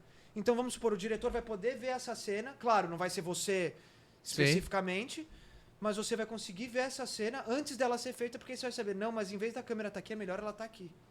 Ela tá aqui. Claro que isso, para um diretor, o cara ele consegue fazer pelo papel, pro negócio, mas nisso eu acho que vai ajudar muito. Isso que você falou de você, às vezes, pegar um roteiro e você colocar ali e você colocar para às vezes, dar uma ideia a mais tal, eu acho legal, Sim. assim, mas eu ainda não vejo, assim, como uma forma, não sei. É muito novo É ainda, muito né? novo, Total. Mas agora, esse negócio dos atores, que eu nunca tinha parado pra pensar, é uma coisa que faz total sentido e que é aí que eu acho que é extremamente errado, assim. Extremamente errado, porque não foi um ator, foram vários que me falaram isso. Que eles têm o medo que daqui a 3, 5 anos seja isso o novo futuro. É você tirar uma foto de um ator, você não vai mais pagar o Johnny Depp. Você vai pagar só a foto do Johnny Depp. Porque com a foto eles conseguem fazer o que quiser. É igual esse negócio isso é loucura. Pô, você não viu que essa música que fizeram do Drake com o The Weeknd e colocaram agora pra música pra ir pra Grammy? Sei lá, um negócio desse? porra, é muita loucura. E tipo assim, e o pior de tudo é que a gente vê o vídeo e a gente não sabe se é realmente o Drake ou não é Exato. ele, né? Esse é o problema, né? Exatamente. Aí, puta, então... Só que todo mundo fala, não, mas isso vai dominar a gente, vai dominar. Não é porque quem domina a gente é eles. Então, Exato. assim, então eu acho que é isso, entendeu? Eu acho que ninguém vai ser dominado, não acho. Só que eu acho que o ser humano tem que ter discernimento de uma hora falar, ó, calma, vou usar isso aqui pra algumas coisas ou vou usar isso aqui pra outras. Porque realmente é uma coisa impressionante, assim. Eu tinha um projeto que o cara me ligou e falou, preciso de uma apresentação, que você me faça de uma logline e de um argumento. Eu falei, puta, ferrou, como que eu vou fazer isso e tal? Joguei ali no negócio, o cara me deu um texto que eu fiquei assustado. Eu falei, caralho, tá perfeito. Você foi no chat GPT? Joguei, só pra ver. Usei uma coisa ou outra, vou te dizer que eu Mas você se assusta, porque era uma coisa que não vai ser aquilo. Era só, literalmente, eu só precisava passar de uma fase ali, tipo, mostrar um negócio. Então aí, você perguntou, aí, ajudou aqui no negócio. Mas você se assusta, que é um negócio muito... Sei lá, mano, parece que é um ser humano mesmo ali falando com Parece você, que é um tipo, ser um negócio, então... E o negócio é que quanto mais a gente usa, Mais você fica dependente. mais você fica dependente, melhor aquilo fica, né? Ele aprende com ele mesmo e com a gente, né? Com as informações que a gente dá. Então é uma coisa meio que sem fim, né? É muito louco. É muito doideira. E, mano, quanto tempo a gente tem? Meio-dia. Quanto tempo a gente tá? 1h10. 1h10? Não, dá pra eu consigo. Tá? Vamos... A gente tava falando ali do... Como esse processo, né? Que você vendeu ali pra HBO, né? E depois disso? E depois dessa... Porque você chegou aqui, Você já tava aqui, né? Não, eu fiz, né, o curso, fiz o curta, aí eu fui pro Brasil, aí eu cheguei faz 2 anos. O curta você tá falando do... Do Game Masters, do que eu fiz. Sim, não, mas e o Faixa Preta? O Faixa Preta, quando lançou, eu já tava aqui. Já tava aqui. Mas vocês fizeram ele lá atrás, antes da pandemia, né? Durante a pandemia. Durante a pandemia. E aí teve esse tempo de venda, então. Demorou quanto tempo? Porque não é só venda, é edição também. Ah, é. E a edição, assim, é foda, porque, por exemplo, o editor, a gente pegou um puta editor, não vou falar o nome aqui, mas o cara entregou pra gente um negócio de 2h30. E falou, não tem mais o que editar, é isso. Que isso. E assim, é muito difícil vender um negócio de 2h30, a não ser que você seja, sei lá, o Scorsese, o Tarantino, que aí tudo bem. Mas, porra, você segurar 2h30... E aí ele falou, é isso, não tem mais o que editar. Eu falei, fudeu. E a gente ficou travado, eu acho que pelo menos uns 3 meses nisso. De o que vai fazer. E aí era o roteirista assim, ah, não, troca essa cena por essa, mas troca aquilo por isso. Aí chegou uma hora, tá bom, conseguimos. Cortamos muita cena, tá com 2h23. Que isso. Não sei mais o que fazer, não sei mais. Aí o editor, mas é isso, não tem mais o que cortar. Aí, cara, o nosso diretor falou, cara, vou ter que dar algum jeito, vou pegar um... Aí a gente... Isso foi foda. Isso é legal de falar, que a gente teve uma época que era assim, ou a gente continuava com esse editor que falou que não tinha mais o que fazer, ou a gente contratava um outro editor pra ir do zero. Só que o editor pra ir do zero, pra você ter noção, esse editor que tava nisso, ele tava uns 6 meses mexendo no nosso filme. Caramba. O editor do zero, a gente tinha que finalizar em 1 mês e meio. Nossa. Não, fora o cara da trilha. O cara da trilha que a gente pagou e a gente, cadê a trilha? Precisa da trilha do filme. O cara sumiu. Desapareceu. Como assim, Desapareceu. mano? E o filme não tinha trilha e não tinha edição. Tinha 2h30 de filme com uma trilha totalmente nada a ver, que era tipo só referência da internet, que a gente não podia usar. E a gente tinha 1 mês e meio pra entregar o filme pra HBO. Porque a gente vendeu o filme, a gente fez um teaser primeiro. A gente fez um teaser, igual que eu te mostrei. Sim, sim. E a gente mostrou pra eles. E eles, gostamos, queremos, só que a gente precisa do filme nesse prazo. A gente tinha 1 mês e meio. E o editor não tem mais como cortar o filme. Eu falei, cara, a HBO pediu 90 minutos. Você vai ter que cortar 90 minutos? Aí ele, não, mas não tem. Não dá. Senão vai ficar horrível. Eu falei, puta que pariu. E agora? O diretor pegou, a gente fez uma reunião, eu, o roteirista e o diretor. Que foi a pior reunião da minha vida, eu acho. Porque foi um negócio, tipo, foi muito arriscado. Porque era ou a gente continuava com esse editor que tinha mau nome, sei lá o quê, só que não sabia mais o que fazer. Ou ia com um que nunca tinha feito nada de longa. Mentira. De longa, só que ele falou, eu vou usar isso de oportunidade. O Rodrigo. Pegou e falou, eu vou usar isso de oportunidade. Mesma coisa pro cara do som. Aí eu peguei e falei, então vamos com o cara. O cara, eu falei, Rodrigão, você consegue fazer 1 mês e meio? Ele falou, mano, é meio impossível, mas eu vou tentar. Que isso. E aí a gente, mano, mas ele nunca fez um longa assim, tipo, e agora? E se der merda? Sei lá, mano, eu sei que deu um negócio assim que eu falei, vamos com ele. O roteirista pegou e falou, compro com você, vambora. Vamos com ele. Fomos com ele, o cara Destruiu. Não, mandou um negócio de 90 minutos, eu não conseguia ver o que o cara tinha cortado. Ele cortou baseado no 2 horas e 23? Mais ou menos. Ele viu com 2 horas e 23 e falou, tem muita coisa pra tirar daqui. Ah, é? E aí ele tirou e você não percebe o que ele tirou. Então isso que você vê que o cara mandou muito bem. Que loucura. E nisso, som. O cara do editor, tá, só vai mandando som. Cadê o cara de som? O outro. Sumiu o som. De novo?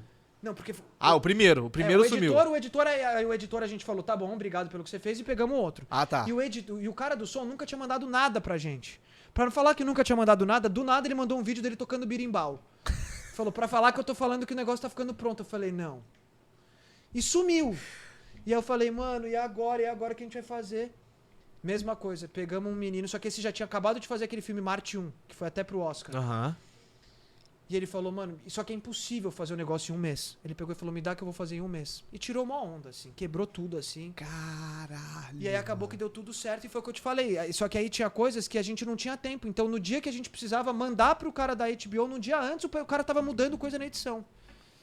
Que loucura, mano. Então foi uma loucura, assim, pra fazer. E por isso que é tão satisfatório quando o negócio deu certo. Porque tinha tudo pra dar errado. Tudo. A HBO tinha cancelado praticamente com a gente. Porque a gente tinha falado, cara, a gente não sabe se a gente vai conseguir entregar no prazo. Aí quando a gente entregou, tava com erro o filme. Nossa. E como que vai falar pros caras da HBO que o filme tá com erro, que tinha que mandar uma segunda versão? Sei lá, eu sei que a gente foi e brigou com todo mundo da imagem da distribuidora e deu tudo certo no final. Que Foi loucura. muita boa. Aí tem que falar também, tem que agradecer também muito ao diretor, que o diretor usou muito o contato dele, os anos de experiência dele, o Caco Souza, Aham. pra tipo, puta, não, mas se eu já te fiz esse favor, agora você tem como fazer esse. Sabe? Tipo, esse tipo de coisa. Que no final dos dias, Conta. muito. Que é aquilo que você faz sem esperar em troca, né? Sem saber por que você vai precisar daquela ajuda, né? Caralho, que loucura, mano. 100%. E agora eu tô com os projetos, tô com 2 filmes muito legais pra fazer. Um que chama Mascote, que é a história do mascote do Flamengo. Chama o maior mascote do mundo. Que é a história do mascote do Flamengo. Que ninguém sabe. Todo mundo sabe que é o urubu, mas ninguém sabe o porquê que é o urubu. Mas na verdade o mascote do Flamengo era o Popeye. Olha. E urubu era um jeito da torcida adversária xingar a torcida do Flamengo. Total. Eles xingavam, falavam, você é pobre, Seu come urubuzada. carniça, urubuzada. O que aconteceu? 4 meninos, na década de 60, acho, foram pro estádio e estavam cansados. E aí a torcida inteira, urubu, urubu, urubu, urubu, gritando pra eles. Um desses meninos era negro. E ele se sentiu muito mal, porque ele tava com 3 amigos brancos, ele se sentiu muito mal com tudo aquilo. E esses amigos brancos vendo aquilo falou, não, a gente vai ter que fazer alguma coisa. E aí eles tiveram uma ideia de, literalmente no zoológico, tentar roubar um urubu. E isso aconteceu. Eles roubaram... Baseado nos fatos reais. Fatos reais. É a história do urubu mesmo. É por isso que virou urubu. Caramba. Era o Popeye. Aí eles decidiram... E o Flamengo tava, sei lá quantos anos, só perdendo pro Botafogo. Só perdendo pro Botafogo. E aí esses meninos decidiram, pra ver o amigo feliz, pra falar, cara, vamos calar esses caras. Pra deixar o amigo feliz, eles foram. E aí é uma comédia, porque eles pegando urubu e tal. Eles pegam o urubu. Isso aconteceu. Amarraram uma bandeira do Flamengo no urubu. E soltaram um urubu no Maracanã contra o Flamengo e Botafogo, antes de começar. O urubu voou pelo Maracanã inteiro e pousa assim, ó, no meio do estádio com a bandeira do Flamengo. E aí todo mundo começa a gritar urubu, urubu, própria torcida do Flamengo. Urubu. E aí o que aconteceu? Eles usavam isso como força, entendeu? Então é uma forma, e eu acho que esse filme é totalmente atual. É muito atual com o que tá acontecendo. Você viu o que aconteceu com o Vinícius Júnior. Racismo. Desde lá, entendeu? E não para. Então eles pegaram, eles abraçaram isso, usaram isso como força. Então, assim, você vai me xingar. Você me xinga tanto. Agora o que você me xinga, eu tô usando isso como força. O que você vai me xingar? Tô usando contra você. Do quê? Você vai me falar do que eu sou o quê agora? Então, tipo, é isso que ficou legal, entendeu? E aí, Que foda. E aí é a história deles. Os senhores que aconteceram isso estão vivos. Os 4? Os 4 estão vivos, eles que contaram a história. E vai ser numa forma de comédia. Porque pra esse negócio do urubu e tal, mas vai ter toda essa mensagem por trás, que é essa parte do racismo. Conscientização. Conscientização, exato. Caramba. E aí, depois daquele dia, deixou de ser o Popeye e o Flamengo abraçou o urubu. Que foda, mano. Que loucura. Quer falar alguma coisa? Eu ia perguntar, mano, você falou disso agora. Tipo, eu já vi que alguns diretores, produtores, eles tem o estilo deles, que você consegue reconhecer quando você vê um filme, deixa uma marca. Você tem algum tema, alguma marca tua que você procura colocar nos seus projetos? Como eu gosto de projetos assim que marcam, que vai fazer alguma diferença de alguma forma, como eu disse. Por exemplo, esse do Urubu é porque a gente está falando uma forma, um negócio de racismo que estava lá atrás e que está hoje em dia ainda também. O do Tererê como forma de projeto social. Então são vários projetos que o meu objetivo é literalmente ser mais do que o filme. Não só um filme, mas que as pessoas possam entender o porquê disso. E em relação à marca, essas coisas, ainda não, porque como eu só tenho um filme, então eu ainda não tenho... Que é o Faixa Preta? Um longa, assim. Então eu ainda não tenho uma marca registrada do que eu vou fazer, mas eu quero muito focar em esportes, focar em coisas de superação. Total. Sabe? Coisas de... Quero fazer também coisas de super-herói, que seja, sabe? Sim. Mas eu quero muito focar nessa parte de superação e vencer os obstáculos. Que eu acho isso muito importante, assim. E que rola muito em filme de herói também, pô. Total, Tá 100%. 100%. Independente do gênero. Tipo, tem algum gênero que você gosta mais? Comédia, ação, terror ou Gosto não? muito de tudo, eu assisto muito, Eu gosto muito, assim, terror, comédia, ação, drama, eu assisto tudo. Eu gosto muito de filme, assim, eu assisto meio que de tudo. Pode crer. Documentário eu gosto muito também. E é isso, é o do Flamengo, e o outro filme que a gente tem chama Esquadrão Lecoq, que é a história dos 12 homens de... Lembra lá atrás que tinha aqueles Esquadrão da Morte? Que era conhecido como Esquadrão da Morte, que eram 12 policiais que tinham autorização pra matar, pra fazer o que quisesse, não precisava... Só que isso é o início da milícia. E esse é o filme que a gente... É um dos próximos filmes que a gente vai fazer, que é... O roteiro tá sensacional, já tem vários streamings, tipo, querendo, assim, só que a gente tá agora na fase de negociação desse, porque é literalmente isso, é um Esquadrão da Morte, é a história do início, é a história do... Esqueci qual era o presidente, mas começou a ter crime no Rio de Janeiro. E ele falou, cara, eu quero acabar com o crime no Rio de Janeiro. Eu quero acabar, eu não quero mais que tenha crime. Pegou os 12 maiores policiais e falou, cara, eu quero que vocês não precisam saber quem é, só acaba com todos os bandidos daqui. Só que nisso, o que acontece? Não, eles acabaram com os bandidos, só que ao mesmo tempo eles têm autorização pra matar, pra fazer o que quiser. Então, começa, vou proteger sua loja aqui, você não vai querer me dar um dinheiro aqui pra proteger sua loja, se você não proteger... Então é meio que aí o início dessa milícia, chama Esquadrão da Morte, é sensacional, assim, sensacional. É um filme muito real também, não é esculachando a polícia nem nada disso. É um filme... Mostrando a realidade. Mostrando a realidade, exatamente. Tem um padrão, né, no que você tá fazendo, sempre baseado em fatos reais, né? Foi algo natural que aconteceu ou realmente você busca por esses tipos de trabalho? Engraçado, eu nunca tinha pensado nisso, com você falando aqui agora que eu acabei de pensar nisso, mas eu nunca tinha parado, foda, mas realmente mano. É verdade. Cara, isso é uma coisa que me... Eu sou muito cético com filme, né? A partir do momento que eu vejo que a parada é muito fora da realidade, eu já, tipo assim, já perco um pouco o tesão. E eu sou apaixonado por filme baseado em fatos reais. Muito, muito mesmo. Eu vi agora um filme da Netflix, Can You See Us? Que é um moleque, basicamente, que ele é albino e ele nasce na África. Tá ligado? E na hora que ele nasce, ele já é rejeitado por toda a família dele, pela mãe, pelo pai. E, tipo... Né? Tipo, eu não vou falar... Vejam esse filme, realmente é aquele filme que... Ele te traz várias senoides, né? Ele te leva lá em cima, é gargalhada, é choro. Cara, te põe lá embaixo várias vezes, de, tipo assim... Como assim que isso tá acontecendo, tá ligado? Com a criança e... Porra, surreal o filme. E... É aquilo, passa a realidade de muita gente, realmente, tá ligado? Pensa, um cara que, pô, aonde todo mundo é negro, é totalmente ao contrário do...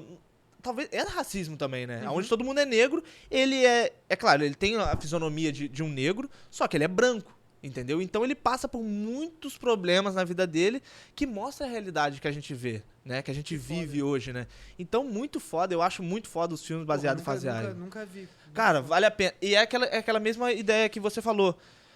Fizeram num quadrado, realmente. Dá pra ver que as cenas eram tudo nos mesmos lugares, entendeu? É bem numa cidade bem pequena, assim, da Angola, eu acho, da Nigéria. E dá pra ver que é com muito... Que é com pouco... Não é com pouco dinheiro, mas... Que é uma coisa simples, mas a história é muito foda, tá ligado? A história é muito bem feita. Hoje em dia tem muita... É muito mais fácil, pela quantidade, você tá trabalhando com a Netflix, porque parece que é aquilo que você falou, eles não estão prezando pela qualidade. É, mais ou menos, porque eles são... Não, e eles têm meio que uma peneira. Então, vamos supor, a Netflix, ela vai pegar e vai falar, tipo, ela trabalha com 3 produtoras no Brasil. Então, todos os projetos que ela tem, ela vai fazer com essas produtoras. Entendeu? Então independente de qualidade. É, independente, mas é claro, sempre tem portas para as pessoas para chegar e tal, mas ainda é fechado. Pode crer. A gente tá tentando furar essa bolha aí, eu vou conseguir, se Deus quiser. Se Deus quiser, mano. Como eu te mostrei, tem aquele projeto do Felp, que a gente tá... Que é um projeto, assim, que tá ficando muito legal. Uhum. Eu não posso ficar falando muito desse, mas... Puta, é um que eu acho que a gente vai conseguir furar, graças a Deus, essa bolha também, fazer um negócio que tá indo muito bem. Foda. E é isso. E aí tem um outro projeto também, que é o do Naquan, que é... Já viu um menino no TikTok ou no Instagram que joga basquete, só que embaixo de... Tipo, que ele joga basquete... Ele é lá da Angola.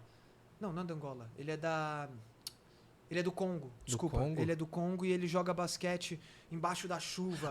Vi! Então, eu tô com um projeto, eu tô falando com a agente dele, o diretor, o Phil, que é um diretor sensacional de videoclipe, assim, que inclusive dirigiu esse nosso projeto do Felp. Ele me trouxe essa história e falou, cara, vamos dar um jeito de fazer. Eu liguei pro agente e a nossa ideia... Puta, eu não sei se eu podia estar falando, mas eu vou falar, não tem problema. Phil, desculpa.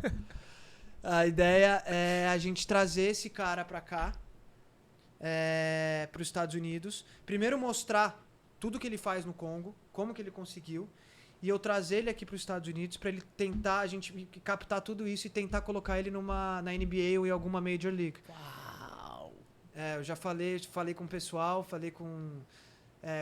comentei com o Leandrinho, fui jantar com... Sabe o Leandrinho do basquete, do Barbosa? Com certeza. Ele pirou, falou, porra, animal. Caralho, isso aí se fizer, que foda. vai me dar toda a estrutura também pra me ajudar. Então esse é um dos projetos que ainda tá no começo, mas é uma coisa muito foda. E de novo, entra com tudo aquilo. Porque quando o filme falou, ele falou, caraca, se dá certo isso, a gente mudou uma vida de uma pessoa 100%. 100%. E tem várias, eu coloquei no papel, tem várias formas de dar certo. Só entrar na NBA não é...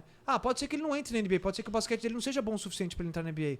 Mas pode ser que ele vire alguma coisa de preparador. Eu sei que tem uma profissão que literalmente o cara fica jogando a bola pro cara da NBA. Pode ser isso, que já é muito melhor do que qualquer coisa no Congo. Exato. Do que ele tá fazendo. Porque eu sei que às vezes ele tá tendo que jogar basquete lá, ele precisa agachar por causa de tiro. Que isso, mano. Então, assim, é uma coisa absurda, assim. Então, ele é um projeto que é muito legal, só que é documentário. E a gente quer filmar todo esse processo. E o que eu falo ele vai ser vitorioso de qualquer jeito. Porque a gente, fazendo um documentário desse, ele vai ter uma visibilidade muito grande. Total. E eu tenho certeza que muitas pessoas, muitas empresas, vão querer, se não der certo aqui, abraçar um menino desse, entendeu? Sim. Quantos negócios de pela preparação história, física, né? Pela história. Hoje em dia, esporte... sabe isso? E a vontade dele é muito grande, desse menino, pra ele falou, cara, eu quero mostrar pras pessoas daqui que eu posso, que eu consigo. Que foda. E quando você vê esse tipo de coisa, é isso que dá motivação, assim, sabe?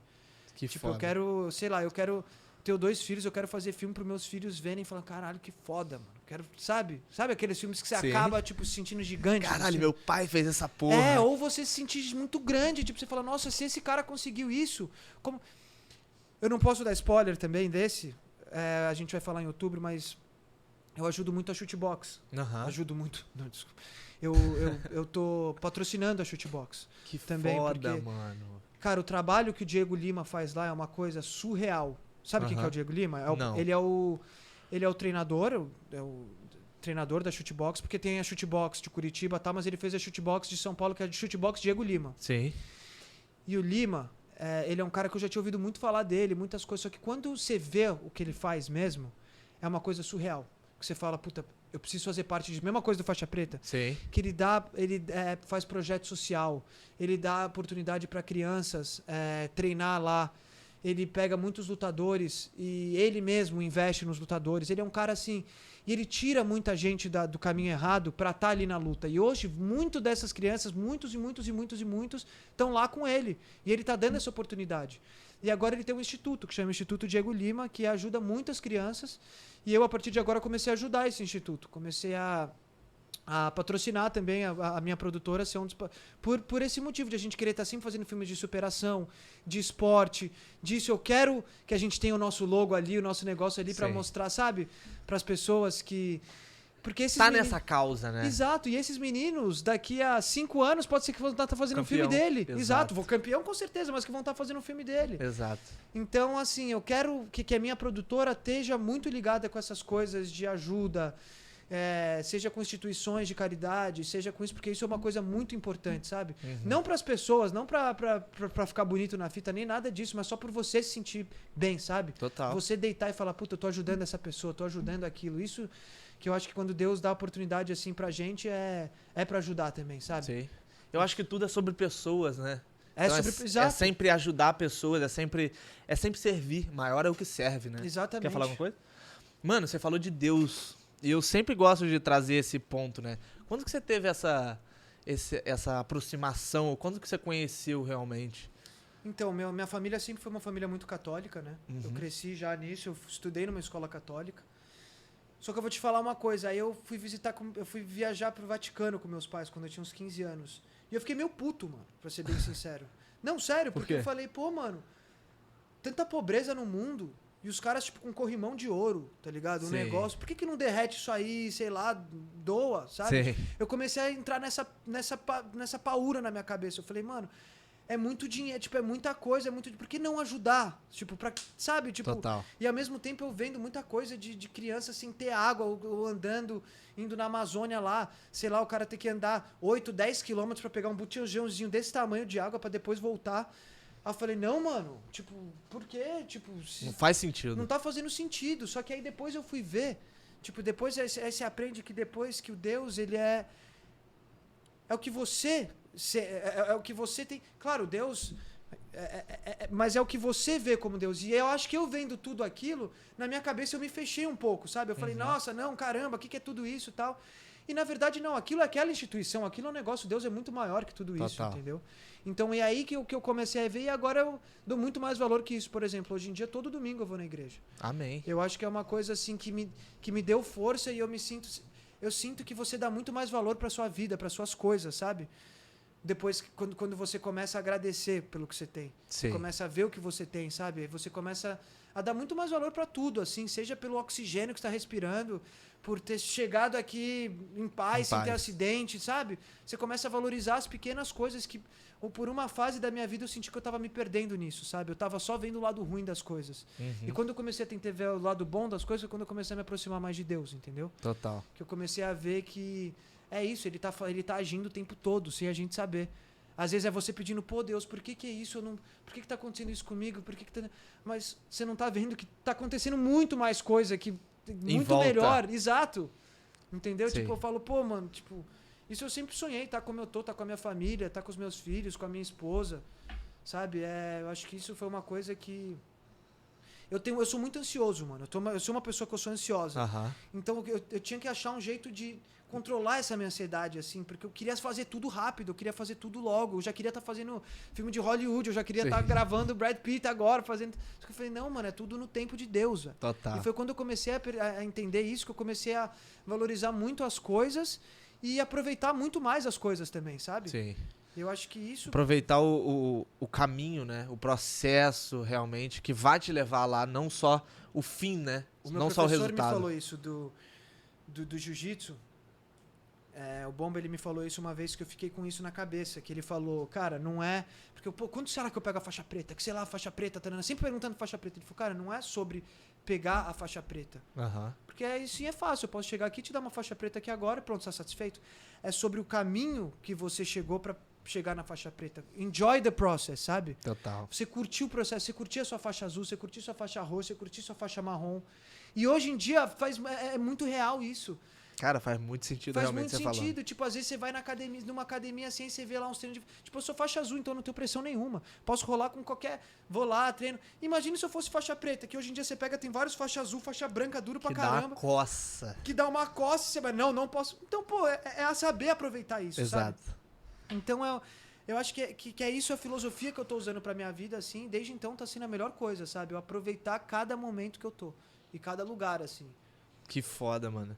E ali, pra gente só finalizar, que eu sempre gosto de trazer muito à tona, você é pai. Como que foi esse momento aí, o primeiro, né? Você tem 2 agora, né? 2. Como que foi esse momento pra você? Você sempre sonhou com isso? Sempre sonhei, sempre quis. Eu tenho 4 irmãos. Aham. E os meus irmãos, a gente tem uma diferença grande. Então, quando eu tinha, sei lá, meus 15, 16 anos, meus irmãos eram tudo pequenininho. Então, eu cresci com esse movimento em casa de criança o tempo inteiro. Sim. É amigo de um, é um gritando e tal. E aí, eu sentia um pouco falta disso. E o que aconteceu foi... Minha esposa eu sempre quis muito ter. Uhum. E minha esposa, a minha sogra, infelizmente, adoeceu. E minha esposa, ela tinha muito esse desejo da minha sogra conhecer o filho. Conhecer o filho ou a filha dela, alguma coisa. E, cara, como eu sempre soube que eu queria estar com ela comigo, a gente não tinha problema financeiro assim e tal, eu falei, cara, é isso, vamos. E pra mim foi a melhor coisa que eu fiz, sabe? Tipo, acho que eu amadureci muito assim como pai. No começo eu travei, mano. Minha esposa, mano, eu emagreci muito, literalmente eu travei, eu não comi, eu fiquei travado. Eu falei, que é isso? Tipo, que é um bebê, assim, é meu. Quando ele nasceu, você fala? Por um tempo, eu fiquei, tipo, sei lá, umas 2 semanas travado. Tipo, literalmente travado. Minha esposa falou que parecia que eu tinha usado droga. Ela falou, mano, tipo, você fala, se parece ser um porque eu fiquei travado, eu não sabia o que ia ser, E aí, Porque a mulher, ela já sente o bebê por 9 meses. A gente não sente. a gente tá bom, você é pai. Exato. Só que do nada, quando corta o negócio, que você fala, caraca, é real. Tipo, Exato. você é pai agora mesmo, tipo, não é brisa. E foi o que aconteceu comigo, mano. Eu falei, mano, eu fiquei travado assim. Aí minha mulher até brinca, ela falou, nossa, quem teve depressão pós-parto foi você, não fui nem eu. Porque literalmente eu travei, eu não conseguia comer, tipo, ele chorava, eu, tipo, será que tá tudo bem? Será que... Tipo, bem molecão assim mesmo. Aí depois, assim, você vai se acostumando, aí depois você começa a usar isso de força, né? Não, primeiro aí você tem a fase do medo, que você fica com medo de tudo. Aí eu falei, pô, mano, que merda é isso? Você fica com medo, mano. Tipo, eu tenho medo de sair na rua, vai acontecer alguma coisa comigo. Eu tenho medo de encostar no meu filho, que eu não quero ser isso. Aí depois ele vai crescendo, você vai começando a entender, e você começa a ter essa parada de usar ele como seu amigo mesmo, né? Tipo, de ter ele, tipo, sei lá, os momentos que você quer ficar tranquilo, você chega ali em casa e fica lá, sabe? Isso pra mim não tem preço, assim. Por isso que depois a gente já emendou o segundo, porque isso é uma coisa... Seguida? Mano, porque eu fiquei durante 13 anos, 15 anos, eu não tinha irmão, né? Eu era filho único. E eu sempre sonhava em ter um irmão. Aí quando meus irmãos foram nascer... Não, meus irmãos nasceram minto. Eu tinha 10 anos, quando eles nasceram, os primeiros, que são gêmeos. E aí eu lembro que eu fiquei muito feliz, assim. Aí eu falei, pô, eu não quero nunca que meu filho tenha essa sensação. Eu quero sempre um melhor amigo, assim, pra ele. Um cara que vai... Por isso que a gente já emendou um no outro, assim. Que foda. E aí, tipo, eles... E aí é isso. A idade é bem próxima? 6 meses de diferença só. 6 meses? 6 meses, impossível, né? 6 meses. 1 ano de diferença. Isso que eu falei que eu sou bom de matemática. Imagina se não fosse. E 2 homens? 2 homens. Alexandre e Tony. Alexandre e Tony. E assim, eu uso isso e, pô, pra mim, assim, é a melhor coisa, assim. Eu ainda quero ter uma menina lá na frente, agora não. Dá uma acalmada, dá uma segurada. Eu quero acalmar quando eles estiverem mais velhos, eu quero ter uma menina. Quantos anos eles têm? Um tem 3, outro tem 2. Caramba, mano, essa fase é maravilhosa, né? Maravilhosa. E aí... Esse crescimento realmente de realmente apresentar o mundo, né, pra eles, né? É muito foda, né?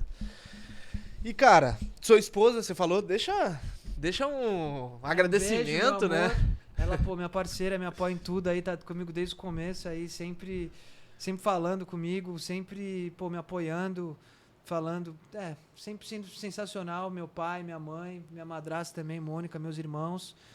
Eu acho que questão de família, assim, é sensacional, assim, meu sogro também, pô, minha sogra também, que já faleceu, foi uma pessoa que foram muito importantes pra mim. Eu lembro minha sogra, quando eu falei do filme, ela mostrava meu filme pra todo mundo, assim, não tava nem pronto e já ficava falando, então... Do mesmo jeito, meu pai, agora eu não pude estar porque eu tava aqui nos Estados Unidos, porque meu visto ainda não tinha saído, eu tava aqui, eu não podia voltar pro Brasil, aí eu não pude estar na estreia do filme. Mas, porra, meu pai foi lá, representou, aí ficou lá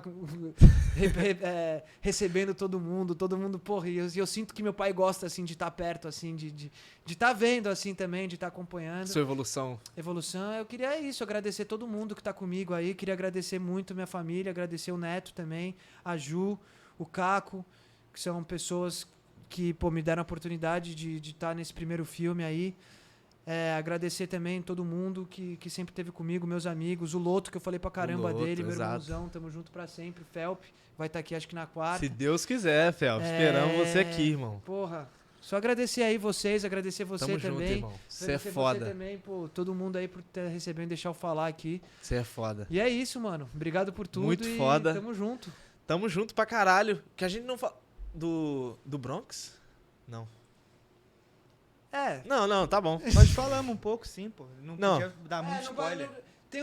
Vai rolar um projeto com o Charles. A gente tá fazendo um projeto. Em outubro vai ser divulgado, mas... Top. É porque tem ali, eu tô falando porque tem a foto sua no Instagram, certo? Claro, Com ele certo, ali. sim. E assim, a gente tá planejando um projeto com ele. Não vou falar exatamente o que é. Sim. Mas é um projeto que a gente tá fazendo com ele. Ele foi outro cara que eu sempre fui fã. E depois que eu conheci ele, eu fiquei 30 mil vezes mais fã, assim. Que é um cara super humilde, super gente boa. A equipe dele também. Que eu sou amigo do Alan, que é o parceiro de treino dele. Aí o Alan me chamou, pô, fui conhecer, pô, todo mundo. O Lima, o Gia, o Biel, porra, todo mundo. É sensacional, assim. E, pô, só agradecer aí também o pessoal da Shootbox, que sempre tá dando todo o apoio pra mim, assim. Tá sendo sensacional aí com as coisas que estão acontecendo e só agradecer por tudo. Foda. Agradecer a Deus também pela Amém. oportunidade de tá acontecendo tudo isso, de estar aqui. E é isso. Espero estar aqui na próxima falando de outro Se Deus filme. quiser, irmão. Se Deus Isso. quiser, a casa é sua. O que a gente puder estar próximo realmente pra ajudar, pra aprender com você realmente. Pô, Ian, Rodrigo, cola aqui, preciso de ajuda pra entregar água. Chama nós que a gente vai estar lá pra aprender, pra realmente, pra somar realmente. Essa é a nossa vibe, a gente tá sempre somando, a gente tá sempre querendo trazer alguma coisa de positivo e aquilo. Tem algo dentro de mim realmente que me diz que das minhas grandes vontades é estar trabalhando com pessoas, ajudando pessoas realmente. E edificando o reino, né, realmente, trazendo mais pessoas para próximo de Deus, né, e mudando a vida das pessoas de alguma maneira, seja com esse podcast, seja com alguma palavra, seja com um sorriso, né, que eu acho que tudo isso a gente consegue mudar a vida de alguém, Com certeza. com coisas mínimas, tá ligado? E, cara, porra, você é foda, Tamo você é junto, foda, foi um irmãozão. prazer realmente Prazer é meu. te conhecer, tipo, é só gratidão. Gratidão a tudo, gratidão a Deus principalmente, Amém. a esse projeto que realmente nos proporciona, né, estar com essas pessoas. E gratidão ao Rod mais uma vez. E tamo junto, vamos por mais. Rapaziada, muito obrigado. Que papo, que aula mais uma vez. E, por favor, pô, seu Instagram, Eduardo Ferro. Eduardo Ferro. Tem YouTube, não? Cara, uma coisa que eu queria perguntar, o Faixa Preta eu consigo assistir na HBO. Na HBO América Latina, vai ano que vem pra cá. Ano que vem tá. eu vou saber a dia certinho e tal, aí ele vai estar no resto na Europa e no mundo. Pode crer. Mas hoje em dia tá só na HBO América Latina. Pode crer. Foda. Pessoal, não se esqueça de curtir esse vídeo, por favor. Foi foda, realmente. Foda. Surreal, que história, que inspiração realmente pra nós. Comenta. Comenta Faixa Preta. Faixa Ei, Preta é que isso. foi realmente o que ditou, né? E é o que iniciou, né? Toda essa jornada. 100%. E, mano, vamos por mais realmente. Amém, irmão. Seu talento não é indiscutível, né? Realmente você é iluminado, talentosíssimo. E espero estar mais perto, espero estar vendo o seu crescimento realmente de mais perto. E comenta, Faixa Preta aqui nos comentários, por favor. Curte o nosso vídeo para mostrar para o YouTube que nosso conteúdo é relevante e compartilha com uma ou duas pessoas. Uma pessoa tá bom já. Se você compartilhar com uma pessoa e mudar a vida dela, alguma coisa que a gente falou aqui, seja que ela queira começar né, já demos aqui algumas pistas, se você quer começar com a história do Eduardo, né? Então, por favor, faça isso por mim, por nós, por você também. Tamo junto. É nóis. Obrigado. Valeu. Valeu.